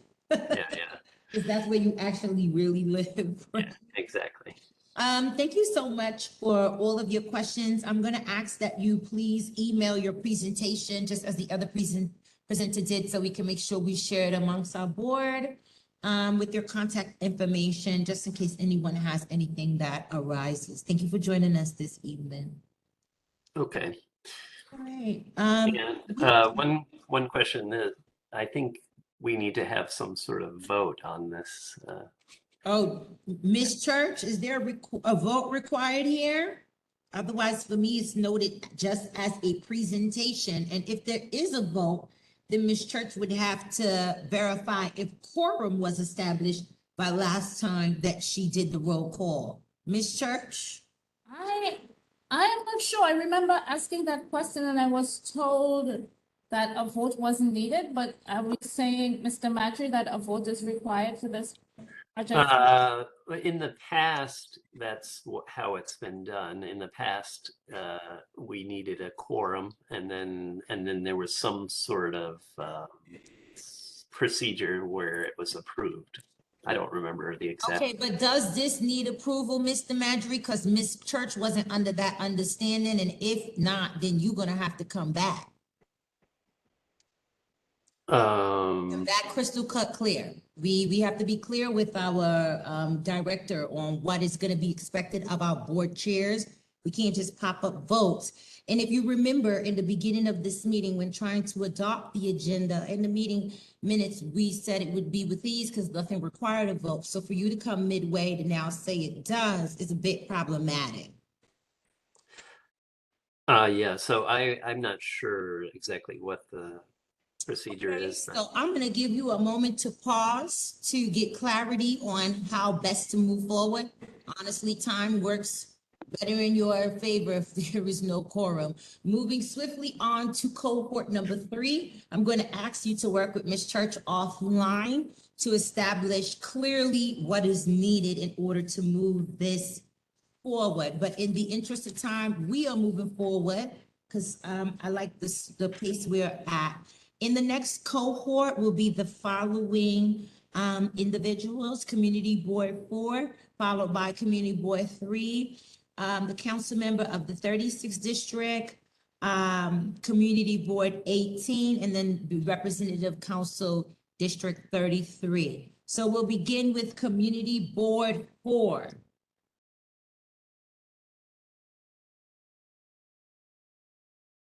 Yes. Go ahead, Mr. Camacho. Yes. What if I have any? Yes, Mr. Camacho, do you have any updates or anything that you would like No, to? just on Thursday, we have a Shape of Bushwick event at Halsey Park at 11 to 4. If it rains, we're gonna have it at 422 Central. It's a Shape Up Bushwick event. We're gonna have all the service providers. We're gonna have food. We're gonna have PPE to give away. It'll be out in the street. But if we don't, if it rains bad, we go to 1422 Central, Woodbine, and 422 is the senior building that we have. We'll be there. And also, I know it's just a reminder.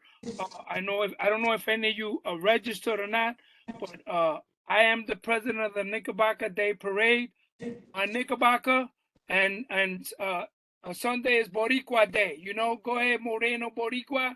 So I want to thank all of you guys to come on out. That day, y'all will be Puerto Ricans. We'll make sure we have your flags out. All right, everybody's going to be Boricua that day. There's no other plan, but we're going to be Boricua that Sunday. Our parade starts on Gates all the way to Flushing. After we leave on Flushing, we're going to be in Avant Garden, and we're going to have Latin band and everything. So we can come out there and make all the noise you guys want. The PD ain't going to bother you because I'll make sure they won't. But please come on out. It's on Sunday. I'll start at 3. We should be ending by 7. 7, we should be inside Avant Garden and party. If any of you want to come on out with your flag, I'll be out there Sunday. Thank you. Love you all. And y'all do a wonderful job. And I miss seeing y'all and being around you guys. I can't, this crap thing is getting me crazy, but guess what? I'm loving it, and I love you guys, and God bless you all. Don't worry, we're gonna be together one day. I don't drink no alcohol, but we're gonna drink some coffee or some beer, right? All right, Mr. Camacho, thank you. I'm keeping it real, man. I'm sorry. It's your energy. I need your energy and positive vibe at this hours. Thank you. Please make sure we get the information for the Nickabaca Parade so we make sure that we are in attendance. Don't think you're off without a question. I got a good one. Would you rather? Would you rather date a woman who won't stop talking or a woman who won't stop texting? Oh man, I like her to talk. I don't want her to text. Okay. I can't text for nothing, so I'd rather have her talking all day with me. I can't text. I can tell her all the sweet nothings in the world like I do with my wife. I got 37 years, so she hate me to be talking. She tell me to be quiet. Okay. She said that I worry my dog to death. You know, when you talk too much, you worry my pet to death. No, I don't know that version. It's like you talk too much and you worry me to death, but not your pet. You worry my pet to death. Okay. Well, thank you. Thank you so much for your updates. Thank you for being a good sport. We're going to Community Board 3. Good evening, everyone. Anthony Busworth, Community Board 3.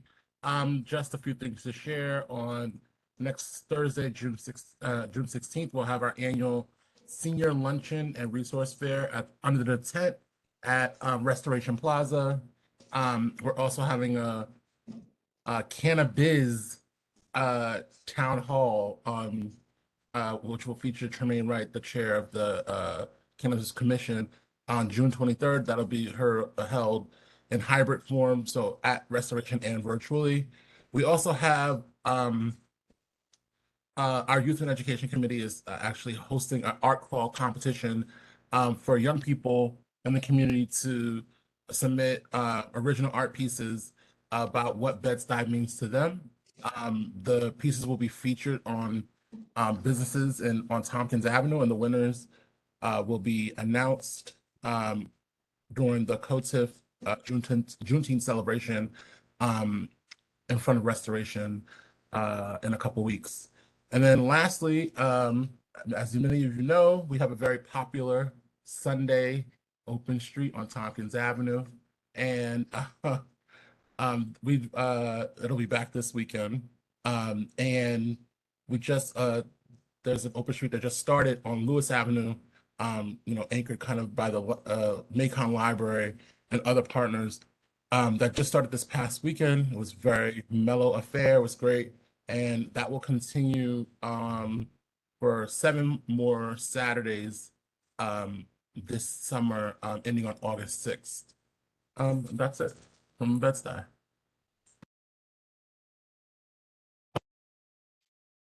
Mr. Barisa, did I get it right? I tried. Help me pronounce it. Busworth. It's easy to pronounce. It's hard to read. It is hard to read. Busworth. All right, but I am trying my utmost best Okay, I got a good question for you. This is one. It says, would you rather live in a country with a low cost living but horrible weather, or live in a country with high cost living and amazing weather? I think that's kind of easy. I guess it depends on what's horrible. I went to college in Syracuse. That was pretty bad. Oh, that was bad. But I mean, you said high cost and good weather. Yeah. That's an easy choice. You're gonna be with the high cost, no clothes on with the good one. Listen, I'll be with the rich folks. Okay, thank you so much for your update. Please again, reminding everybody to make sure we get all of your events, so Borough Hall is in attendance to support your community. And thank you guys for activating your public spaces. Moving to the representative for council member of the 36th district. Is the representative still on the line? Moving right along, Council Member Lewis, you're up, Council District 45. Hi, everyone. Good afternoon. Thank you so much, Deputy Borough President Richardson, for having us here this evening. My name is Tamara. I am the Director of Community Outreach for Councilmember Farah Lewis in the 45th District. So I just have a couple of quick announcements. So we kicked off the month of June with 2 really strong PPE giveaways. We gave away nearly 1,000 COVID kits across 2 locations. So very exciting, and thankful to our partners, Senator Parker and to Assemblymember Weinstein. Tomorrow, Wednesday, June 8th, from 2 to 6 p.m. at Flatlands Reformed Church, we will be partnering with Assemblymember Weinstein for our annual shredding event. There is registration required. I will put the link in the chat. That way, if anyone who is interested can register or share with their constituents. This Thursday, we did touch on the electrified Brooklyn Town Hall that Councilmember Sandy Nurse was discussing. So please make sure that we are sharing that information and getting as many testimonies as possible so that we can ensure. No, I'm so sorry. I just went off the grid. I'm so sorry about that. So on Thursday in Council District 45, we are having an electrified Brooklyn Town Hall. So we'll be talking about green initiatives. I will put that link in the chat for anyone to register. That way we can discuss clean green initiatives that we would like to bring towards the MTA, to DOT, or on a state or city level. And every Friday this month, we will be hosting Caribbean fitness classes from 7 to 8:30 p.m. at Paddock Park. This is in collaboration with Elite Learners and with the New York City Parks Department. And then on Saturday, we will be hosting a Caribbean festival from 2 to 6 p.m. This will be comprised of a mobile visit, which will have games and activities for the youth and for the children. So very excited to see this come out, followed by a Caribbean dancing and storytelling session, entertainment, steel pan performances, the whole 9. We're very excited to have this event going on.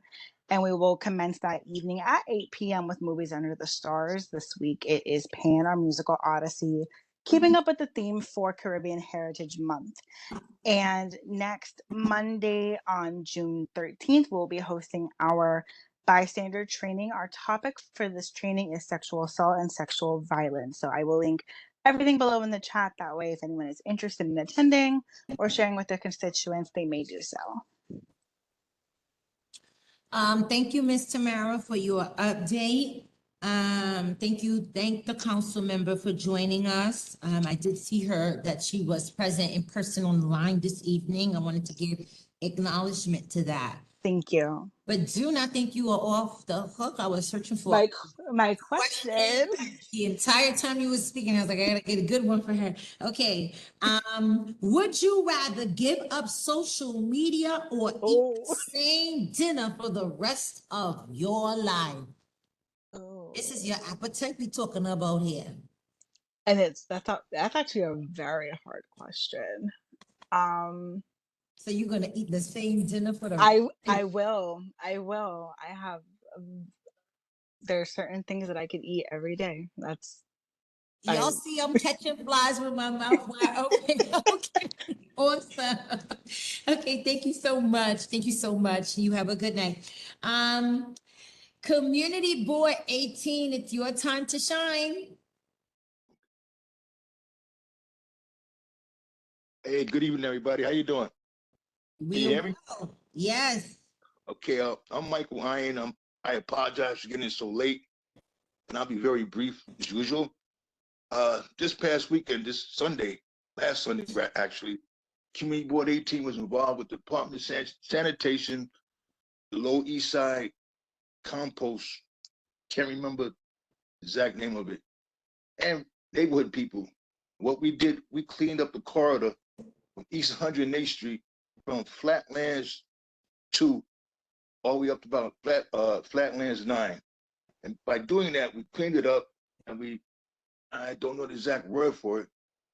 You know, with trees, we turn the soil, put compost there and mulch. And hopefully this will help beautify the area, keep it clean. And also in the upcoming weeks, Community Board 18 will be involved in our health fair at Brookdale on Rockaway Avenue. I think it's the 11th or the 18th. It escapes me for the moment. And that's basically it. Okay, thank you very much for your update. And thank you for joining us. So let me see, I got a good, nice one here. We're playing Would You Rather. So would you rather have to make a 1-minute speech in front of 10,000 people or have to kiss a frog? It's kind of easy. I don't hear you, Mr. Iron. The 1-minute speech. Okay, that's right, because that's like the easier thing to do. Okay, thank you so much. Thank you for your update. And now we are going to hear from the representative of Council District 33. Hi, everyone. This is Mariana for Councilman Lincoln Ressler. Sorry, I've come up late tonight. A few updates I wanted to share. First, I just wanted to say thank you to CB2. We just partnered with them on a forum, a community forum about a new shelter opening up on Atlantic Ave. That was remarkably tame, but totally a credit to CB2's leadership there. We in District 33 just ushered 2 land use changes through the council. One is in South Williamsburg, and we worked with the developer to make sure that there were more 3 bedrooms than they had initially planned, which is really the kind of unit size they need in that neighborhood. And then the other one is just north of McCarran in Greenpoint, and we brought the affordability up to 35% of the units, and have $1 million investment by the developers into McCarran Park. So you'll be hearing more about what that money is going to be used for soon. And then we just introduced 2 pieces of legislation to the council you might be interested about. In downtown Brooklyn, which is part of the 33rd district, placard abuse is a huge issue. And so 2 pieces of legislation. One would revoke about 60,000 placards that are currently in circulation. It would preserve any placards that were granted because of disability or were collectively bargained. And then the second would allow for citizen enforcement, not just of placards, but has what's called hazardous obstruction. So if you have a car that's blocking a bike lane or a bus lane, a citizen would actually be able to report that to the Department of Transportation and a ticket would be issued. That's all from me. Thank you. Okay, thank you so much, Mariana. And thank you to Councilmember Ressler for all that he's doing to keep things going in Brooklyn. Okay, I got a good question for you. I think I got a good question for you because I'm shuffling around in this paper 100 times. Let me see. Oh God, all the questions, you know, as you get to the end, they're kind of corny, but that's all right, Mariana.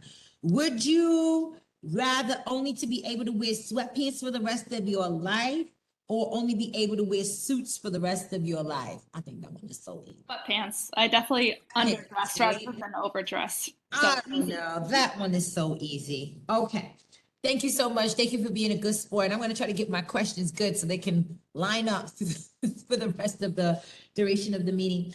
Okay, so we have a few questions. Ms. Church is asking me for a few clarifications of individuals who are on the line to ensure we are getting attendance in alignment. As of right now, there is no quorum on this line, so there is no vote that anyone can take. That is the most immediate update. We need to know, who is Jillian Pagano? We see that name here on the line. Is that a representative for any of the boards or any of the council members? She is one of my colleagues from Prospect Park. Okay, great. Okay. And then also, we have broken folks up into cohorts based on how you have attended. Is there anyone on the line who did not have an opportunity to present as of yet outside of McCray Young? Okay, I see you, Ms. Perkins. You up next. Anyone else? Please raise your hand. Okay, great. So we will have our first update by Community Board 5, Miss Melinda Perkins, followed by McCray Young to talk about liens for 2 minutes. Go ahead, Miss Perkins, and thank you for staying on. Thank you so much, Deputy Borough President. And I just want to say your icebreakers are more like the Titanic sinking the iceberg, because they are hilarious. Okay, so just wanted to first, I don't know if Councilmember Nurse is still on, but thank you for sharing the information about the cease and desist hearing that's up and coming. We definitely encourage everyone from our Brooklyn boards to take advantage of that hearing information. Our June General Board meeting will be taking place on the 22nd at 6:30. We'll be glad to share that information with anyone who wants to join us for our final meeting of the session. And we want to congratulate our chairperson, A.T. Mitchell, for his recognition through the mayor's office for gun violence prevention czar for our borough and our city. We're looking forward to his 30 years plus experience in that field and bringing that in to help us all combat this rise in violence across our country, really. And some of the more exciting news as well in our district is the new community engagement meetings for the New Lots Library in CB5, which is what we are now coining the Schaumburg East because of its placement along with the adjacent Sankofa Playground on an African burial site. As some may know, the entire block was co-named the African Burial Way, and we're now going back into those community engagement meetings with the Hester Street organization and our BPL folks on June 16th at 6 p.m. at 665 New Lots, which is the library branch location. And the library, as well as Sankofa Playground, received over about 7 million in capital allocations from both our former assembly member and council members, Inez Barron and Charles Barron, along with the BP's office and the mayor's office. So thank you for that. We're looking forward to that being unveiled and reconstructed. Also up and coming for the month of June, our National HIV Testing Day is happening on June 24th at Gotham Health East New York, formerly known as the Satellite, one of the larger HHC medical facilities in the district at 2094 Pickens Avenue, and that's taking place from 12 to 4 p.m. We also want to thank Councilmember Nurse for kicking off the outdoor movie nights again. This is taking place at Lower Highland Park the next 2 Fridays. There was one this past Friday, and there'll be one again on the 10th and the 17th, and those begin at 8 p.m. Really great way to bring out the family and enjoy the space at Highland Park. And I think I'll cut it there and save some for Borough Cabinet because it is a lot and for the sake of time for others who may need to present. Thank you all so much. Thank you, Ms. Perkins. We certainly appreciate you and the work that is happening in CB5. Don't think you are getting away. I got a good one for you I found. You ready for this one? Not at all. It says, would you rather be born without knees or without elbows?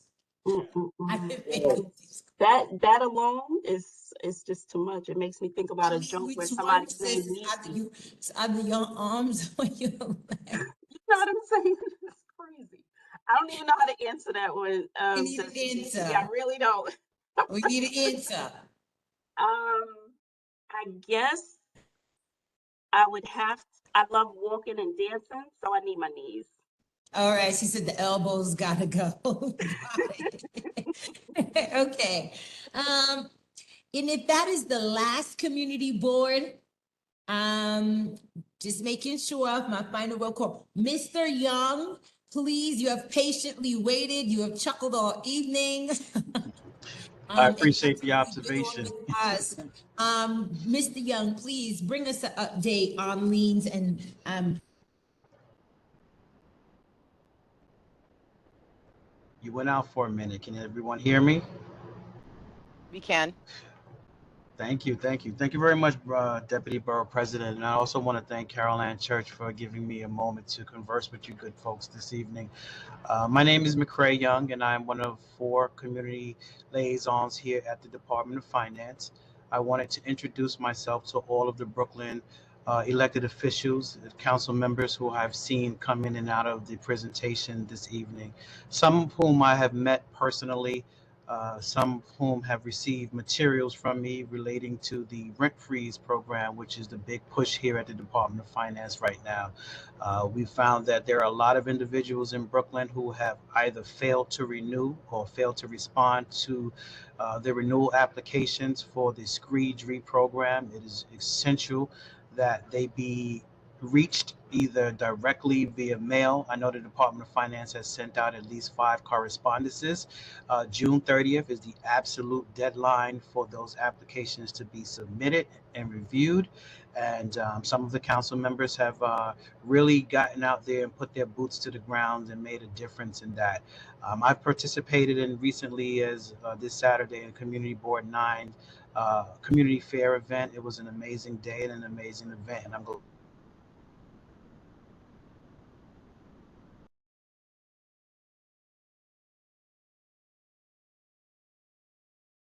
am I the only one that stopped hearing Mr. Young? Yes, I think so.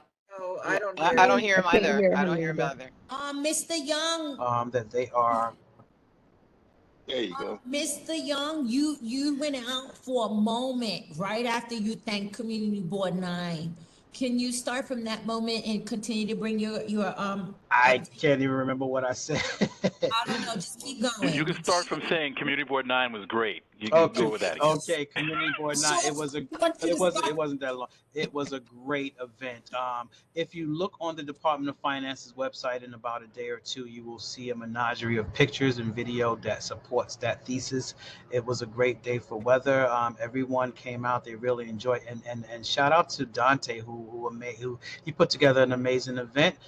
And the DJ was on fire. I actually thought I would have to give finance back their money. I did more dancing than I did outreach. But it was great. We also had our tax advocate who was in attendance there, and we were able to serve the community. We're willing to do that anywhere. If you have a need, if you have individuals that are interested, we will even support and help facilitate an enrollment event. But for right now, those individuals who are on the failure to renew or failure to respond list that I have personally sent out to all the council members, letting them know who those individuals are, they need to be reached and accounted for by June the 30th. My lines of communication is open for any elected official, anyone on this call. If you need to contact me, Department of Finance website, contact us. Brooklyn, that's the borough that I represent. It'll come directly to me. Thank you for the opportunity to speak. Mr. McCray, there's one Yes. person who definitely want to meet with you, and that's DBP Richardson. So I'm going to with Miss Church outside of this meeting so that you and I can debrief and get a game plan going on, okay? Absolutely, absolutely. That's why I'm here. We're doing God's work. Thank you. So thank you for staying on, for your update, for actively participating in our community boards. Absolutely. I do see a question just arise. Sure. Community Board 8, Ms. Witherspoon. Thank you. I just wanted to know, Mr. Young, can you drop your contact information so we could Absolutely. have it? I Awesome. will. Thank you so I much. certainly will. Very much appreciate it. Thank you for that, Ms. Witherspoon. And thank you again, Mr. Young. Okay, so listen, we are at that good time here where it's time to end. So listen, every board and council member should have received the list of the new appointees. We thank you for your patience and accommodation throughout the entire process. Hold on just one moment.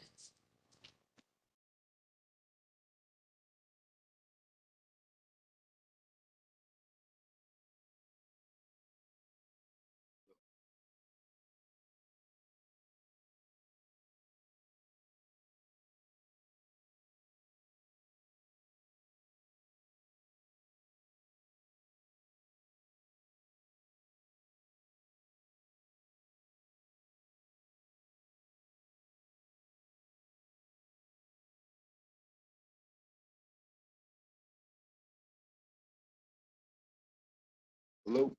In 2 dates, in-person and virtual options to ensure as many persons as possible attend.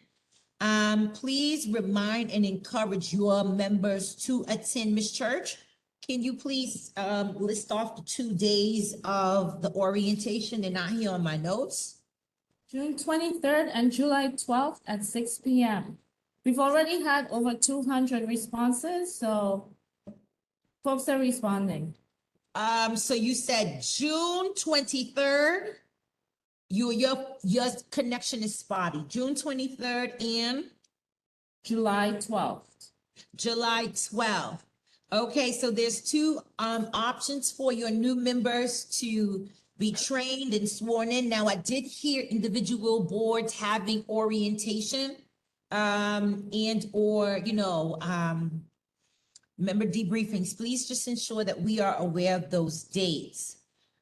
We are asking, now I know the answer is yes for this question for Community Board 8, 9, and 17. I know that all 3 of those community boards have a nonprofit, a Friends of Community Board 8, Friends of Community Board 9, Friends of Community Board 17. But we are trying to take an inventory to know what other community boards have a nonprofit associated with the board that can serve as a fiscal conduit for you to receive funds. This is very rhetorical right now, only in the sense that I'm not looking for everybody to unmute themselves to answer me. But if you do have a nonprofit associated with the board, Borough Hall needs to know. And if you as a community board have been using an alternate fiscal conduit to receive funds, we need to know. And why do we need to know? Because we are doing a full action summer activation plan throughout the borough. And part of that collaboration, we are going to put our money where our mouth is in Brooklyn Borough Hall. So you've heard me just say earlier in the conversation, I just came from a 3-hour meeting. I did that with all of the community affairs officers of Brooklyn South. I've also met with Brooklyn North. We've also met with the inspectors. We're about to do the roundtable with all the cure of violence. And we're also reaching out to our community board, which has a number of subcommittees on them. And you will receive a allocation from Brooklyn Borough Hall to support summertime activities within your community board. We are looking for the community board to activate the public spaces. Padgett Park got named 100 times in CB17, so we know that is the park. Ronald McNair Park was just used by CB9 this past week, and I heard that That's another part. Okay, there is more than one park in your community board. There is more than one public entity in your community board. What are your public entities? Your libraries, your institutions. And right now, at minimum, the key word is minimum. We're going to give every community board a minimum of $5,000 to do community activities in your community board for the summer. We hear often at times that the violence is high. We hear often at times that there is not enough community collaborating events that just bring about positive community collaboration. Doesn't have to be about a conversation on any topic, just all about fun and bringing people together to get to know one another so that the community can be neighborly again and neighbors can actually know who lives next door. We are looking and empowering the community boards this particular summer to help us to develop that community outreach plan, and you guys will be receiving funds to assist in that. But we need to make sure that we can get the funds directly to you. Because usually sometimes if there's an overarching entity, funds get lost in dissemination. Now, I did see CB3 with their hand raised, CB17 with their hand raised. I paused really quickly to hear from you guys. Please be brief because this is like my final run through announcements. Go ahead, CB3. Thank you so much. So we had our first of 2 board meetings in June last night, and thank you for the appointments of new members. One question that would be, or one request that would be useful. We had 9 new appointments. The overwhelming number of them have not ever served on a committee. So we don't have any information about folks. So if you can share from the applications, some of the stuff that they said they were involved with in the neighborhood, so we can have some sense about committees they should serve on, or some other context for the folks that are appointed, that would be useful. Okay, let me just say that we will try our best. As noted, Carol Ann Church is a team of 1. And so everything that is happening out of this department is being done by one person. But we will try our best, and I hear you loud and clear. The best thing I can say that I would suggest that you do, even as a board, even doing new members, perhaps you need to do a new member survey of their interest, right? We're gonna do that. We just want to also just have greater context, because we have had no contact with at least 7 of them. I hear you, but somebody appointed them, and it wasn't just the borough president. You have community, you have council members and other people, and some people are other people appointees. So I hear you.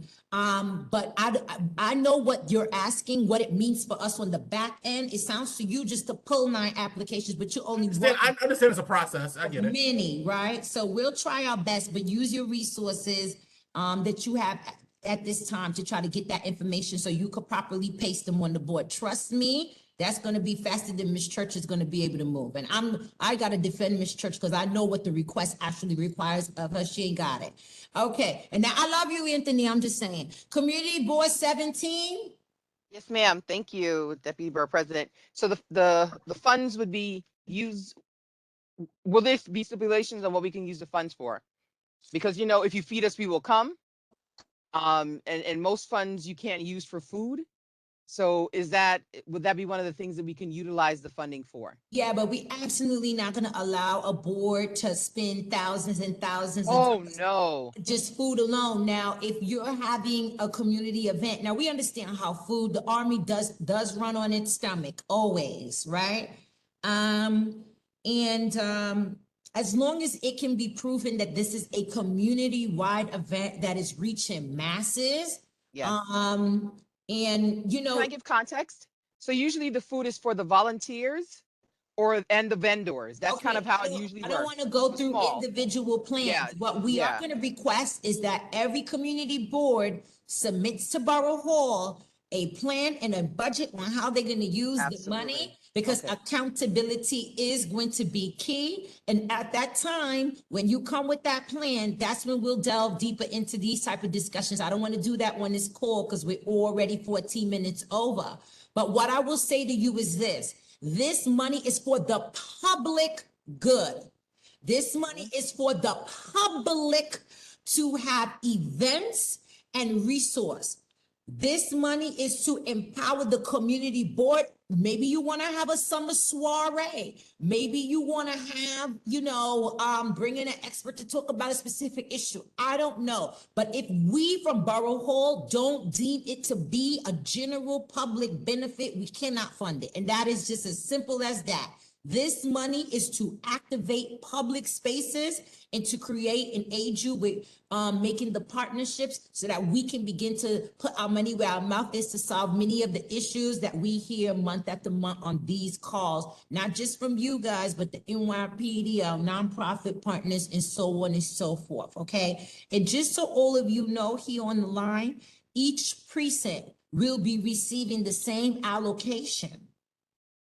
So, there is an overlapping of the precincts in the community boards. So, you know how to make your money go further. If you get into collaboration with them on one of the events, if the event is 1,000, the precinct pays 5, you pay 5, and your money is going longer for the summer. So there's just a way to do this.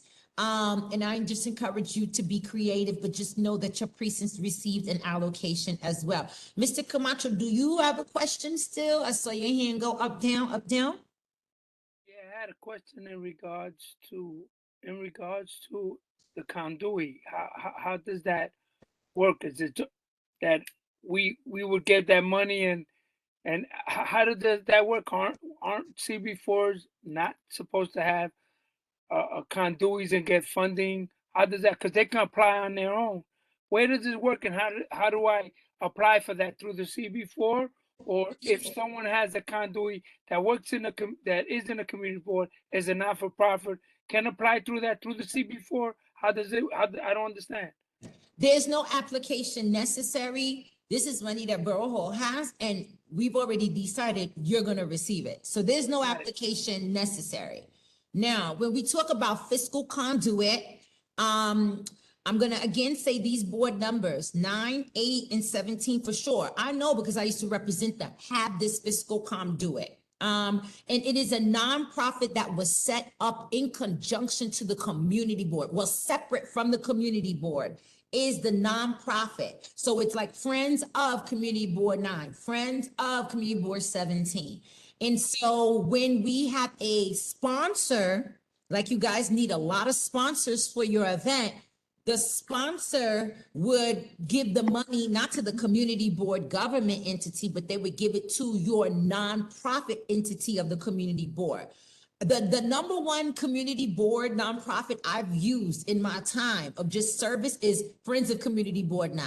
So let's shout out to Fred Baptiste and everybody at Community Board 9. I practically ran almost every event in the community by using their fiscal conduit, which is the nonprofit associated with the board. The donations go directly to that nonprofit. So there is no middleman between you and the money. Like literally the money is at the board and you guys would be the stewards of making sure that everything operates. I've mentioned those 3 boards. If you need further information on how to do this, they have already done it. I ask that you reach out to them. For community boards that don't have a nonprofit, please make that a known to us, because then we need to get you into shape in the background. I'm moving around Brooklyn all the time with people who want to give money and who want to support the endeavors that your committee members are doing. It is not hard for us to steer resources to your board, but I do need a place for the resource to land. Let's say you are up and running right now and you don't have a nonprofit. What we will have to do is identify who will be the fiscal conduit to assist you. Here at Brooklyn Borough Hall, we do have some major nonprofits that we have identified geographically across Brooklyn. that can handle supporting smaller organizations who don't necessarily have the infrastructure. But again, that is why I'm raising it tonight, so that we can take a tally to know where we are at, so we can make sure we get where we know we want to get for this summer season.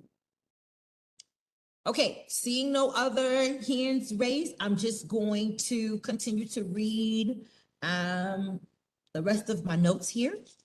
It says, even though we are moving into the summer recess, we want to note that keeping with the spirit of open meeting laws, the public should be able to access meeting information without having to email or calling for a link.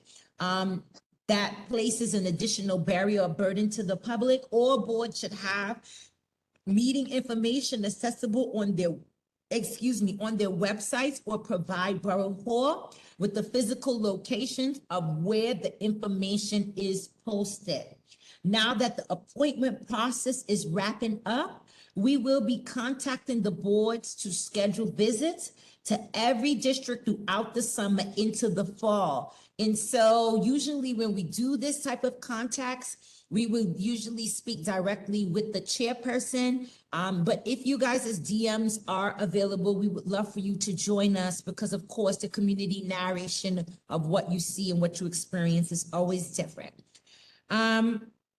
Community safety councils, every board should have a member on the council. So as you all know, we are starting public safety, precinct safety councils to take a proactive approach to discussing safety and addressing violence and issues and things that create violence and crime in our community. The public safety chair of every community board is the key person that will serve on these precinct community councils and will go and report back to the full board. It is different from a board meeting. It is different from the precinct council meeting, because in these meetings and in these settings, we're going to talk directly about the issues regarding safety, and we're going to come up with resolution, and we're going to put action items and be supported throughout the action items. So it's a different approach, and we are looking for the community board public safety chair to be a part of that. This month we are and you'll get more information. This month we are celebrating Pride, so happy Pride. We are celebrating the Puerto Rican Day Parade, okay, Boricuas. And we are celebrating Caribbean Heritage Month with the Caribbean Massive. That's my people and them. And so I just want to say happy cultural heritage, Caribbean Heritage Pride, as well as happy Puerto Rican Day Parade. And Father's Day. And Father's Day, because the men, without the men, we really are nothing. I mean, I'm a strong woman. Trust me, I'm a strong woman, but as strong as I am, I really recognize how vital it is to have a man and a man's presence in our life from young to old. So thank you, fathers. Thank you, men. And thank you, Kim, for reminding me. Okay. This being the last meeting before the summer, let's talk scheduling. The next two regularly scheduled meetings will be July 5th and August 2nd, which is the day after Independence Day and the day after National Night Out. So there are no multi-jurisdictional ULURP applications before the board. So the body can choose to pass a resolution to reconvene in September. But I don't think we can vote to pass any resolutions here this evening, Ms. Church. So I think I just got to go along with this and move on. Looks like we're going to be meeting in July. Okay, that's fine. Moving on to item number 7. Is there any unfinished business, new business, or is there any other business to address? Okay, there being no more business. Wait. Deputy Borough President, Teresa Scavo, there is no way we could do an email, because the day after July 4th is really an imposition on most of us. especially with the summer vacations. Is there any way we could do an email poll? Ms. Scavo, I agree with you because even DBP Richardson don't know if she will be at a July 5th meeting. We will definitely do some outreach offline, and we just have to make sure we stay within the framework. Looks like here to move that meeting, we would have needed to take a vote that it seems that we've never had the quorum on this call to do. But we will look at this offline and do what is necessary. If we can move it, we certainly will. I know all of you, I'm about quality of life. And I want to enjoy my 4th of July and maybe even go away. And I know that we all are supportive about NYPD, and I know we are all going to be out on National Night Out, front and center. And so I know just off those two things alone, just being human, forget what the charter says, just being human, it is going to be very difficult. And even I don't want to have to execute that. So we will look offline to see what we can do. But just, I will always have to follow the law. You know how that goes, Ms. Scavo, but I'm with you. I'm with you in heart. Thank you. Ms. Robinson, your hands went up. Did you have something? Yeah, but I just wanted to make sure when I heard you correctly, you said August 2nd, because I'm like, that's National Night Out. We're going to be out.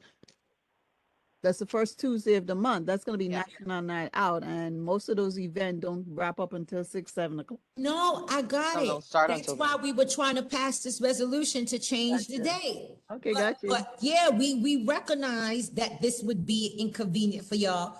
I was reading off the script to try to pass a resolution to change the date, but as stated before, we don't have the number of votes to even take the Parks Alliance vote. We don't have the number of votes to take the past meeting minutes, and we certainly don't have enough votes to take this resolution. So we will look offline to see what options we have within the parameters of the law to move the date. Yes, Mr. Baptiste? Yes, thanks, Madam Chair. Not that I'm a fan of special meetings, but maybe that's one of those where a special meeting, one agenda item to vote on the resolution, we cover the 2 months and we're done. So I'm not sure what schedules, I mean, obviously schedule's gonna be tight for the rest of the month, but if it's a special purpose meeting for 15 minutes just to do that, we might be able to dispose of it that way. Just as a Okay, suggestion. so I see every chair who's left head shaking, so Miss Church, catch the memo, okay? Looks like we might be having a special meeting. Now, I see Miss Perkins' hands go up and down, so I think that was her praise wave in agreement. Hey, Okay, Madam so- Borough President. Yes, Can I say something? yes. It's me, Mike. Mike, I am from Community Board 18 again. I like to piggyback on a statement made by the gentleman. I think he's from CB5, Chair, about the new appointments. He said he got 9 new appointments. I have 11. And in essence, that means I lost 11 people. And how can I say this? 1 or 2, they're not here no more. But I would say 70% of those people who were left, they were very active and learned in my district. I lost 2 chairs, chair to my zoning and planning committee and the chair to my social services committee. I also lost my second vice chair and my first vice chair. So, you know, it's a little bit of deprivation, so to speak. However, I like to go on record and state these new people coming in. I know one of them. I'm sure we'll be able to bring it back the way it was, and I welcome them. Thank you. Well, let me just say something to that, and this is a message for all chairs who are on the board. The composition of your community board is through your council members, as well as some appointments for the borough president. We all know we had elections. We all know we have new council members. The new council members did not have to maintain the old council members' appointees to your board. They are elected. I'm aware of that, yes. Let me finish, sir, because when you spoke, I certainly didn't interrupt you. I apologize. The new council members did not have to maintain the appointees that the old council members did. We allowed them to pick their people. They read through the applications. We went through a very robust process here with the council members. So if you have any issues on CB 18, I suggest you go and reach out to the council members who represent and have helped to comprise the board. The borough president has had appointees to all the boards. To your point, this borough president is a new borough president. I'm a new DBP. I don't claim to have all the information for your board or others. We utilize our relationships, okay? And we made the selections based off of the applications and what the new council members suggested to us. If there are new people to your board, we get new people all the time. It might not be ideal, but I'm going to ask you to do a new members survey, figure out who folks are. We will do our best when we can to get you applications and information and more robustly about the individuals who were placed on the board. But again, on some boards, there's a 4-way composition. On other boards, there's a 3-way composition. And we gave member deference to the newly elected council members on the composition on how they want the community boards to be and how they're gonna work. Okay, now I'm going to move on. Is there any unfinished business or new business that needs to be addressed? Great. There being no more business, I thank you for your time, your ears. Their hands up. Okay, Ms. Witherspoon, go ahead. I'm sorry, Mr. Young just dropped it in the chat. So thank you. His information, contact information. So I'm good. We're good. Okay, and I see another hand is up. I can't see who it is because the chat is popped up. Mr. Baptiste. Okay, Mr. Baptiste. Yes, and I'll be very quick, and this is more of an item for us to consider in the fall. With regards to the the video conferencing, it's definitely something that the feedback we've gotten, it's challenging where I don't think we didn't get anything that we wanted on this one. In terms of, okay, well, listen, you can have video conferencing, but 25 of you have got to catch the bullet and be in the room. Really kind of defeats the purpose of the reason why we want to do remote, have remote virtual meetings. So I just wanted to bring that up as a conversation for the next time when we formally meet, because we definitely find it challenging. And if there's any information about implementation, we would definitely appreciate that. Thank you. Okay, thank you. Is there any unfinished business or new business that needs to be addressed? I gotta give a real slow wait here. Okay. Oh, is that somebody else coming? Go ahead, Mr. Scott. Y'all is playing tonight. Go ahead. Go ahead, CB15. We're gonna be here at 9 o'clock. Let's go. Go ahead, sis. 4 more minutes is not gonna kill us.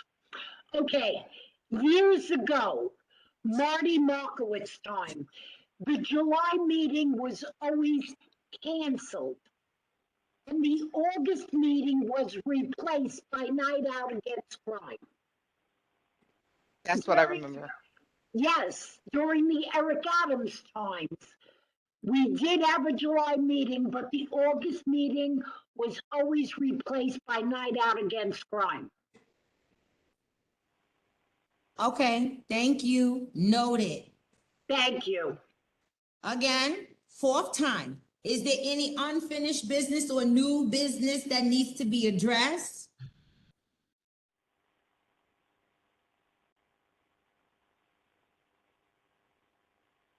Don't think I'm funny for waiting so long, because y'all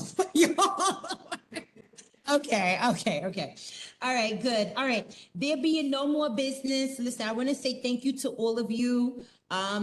Note taking on all the things that you said. We will ensure that we follow up with you by email and on phone. We hear you loud and clear about the July and August meetings. We hear you loud and clear about virtual meetings. And we will circle back when appropriate. To everyone, please have a wonderful evening. We look forward to collaborating with you. Have a wonderful summer. May I have a motion to adjourn? Joan Alexander Bacardi makes a motion to adjourn the meeting at 8:34 p.m. Second. Gabba seconds that. Okay, that was a lot of second, third, and I love group the effort. enthusiasm. Let me just say thank you to all of you as board chairs. This is a non-paid position, I know, with a lot of headache, and a lot of work in the background. And so your work isn't unnoticed.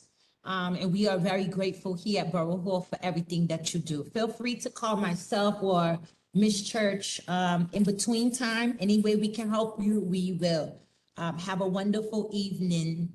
Good night. And good luck on your re-elections. And we hope to be working with you next year. Bye-bye. Good Good night. evening. Great Be summer, safe. everyone. Thank Blessings. you. Everyone. Be well. Take care.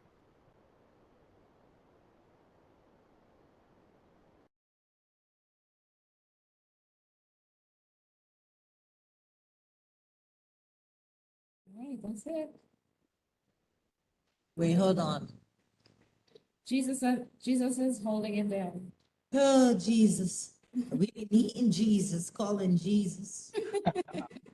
Great meeting. Listen, it was like on zero when we started the call. Jesus is doing this. I'm ending the meeting now, okay? Have a good night, everyone. No problem. Thank you, Jesus. Bye. It's a call.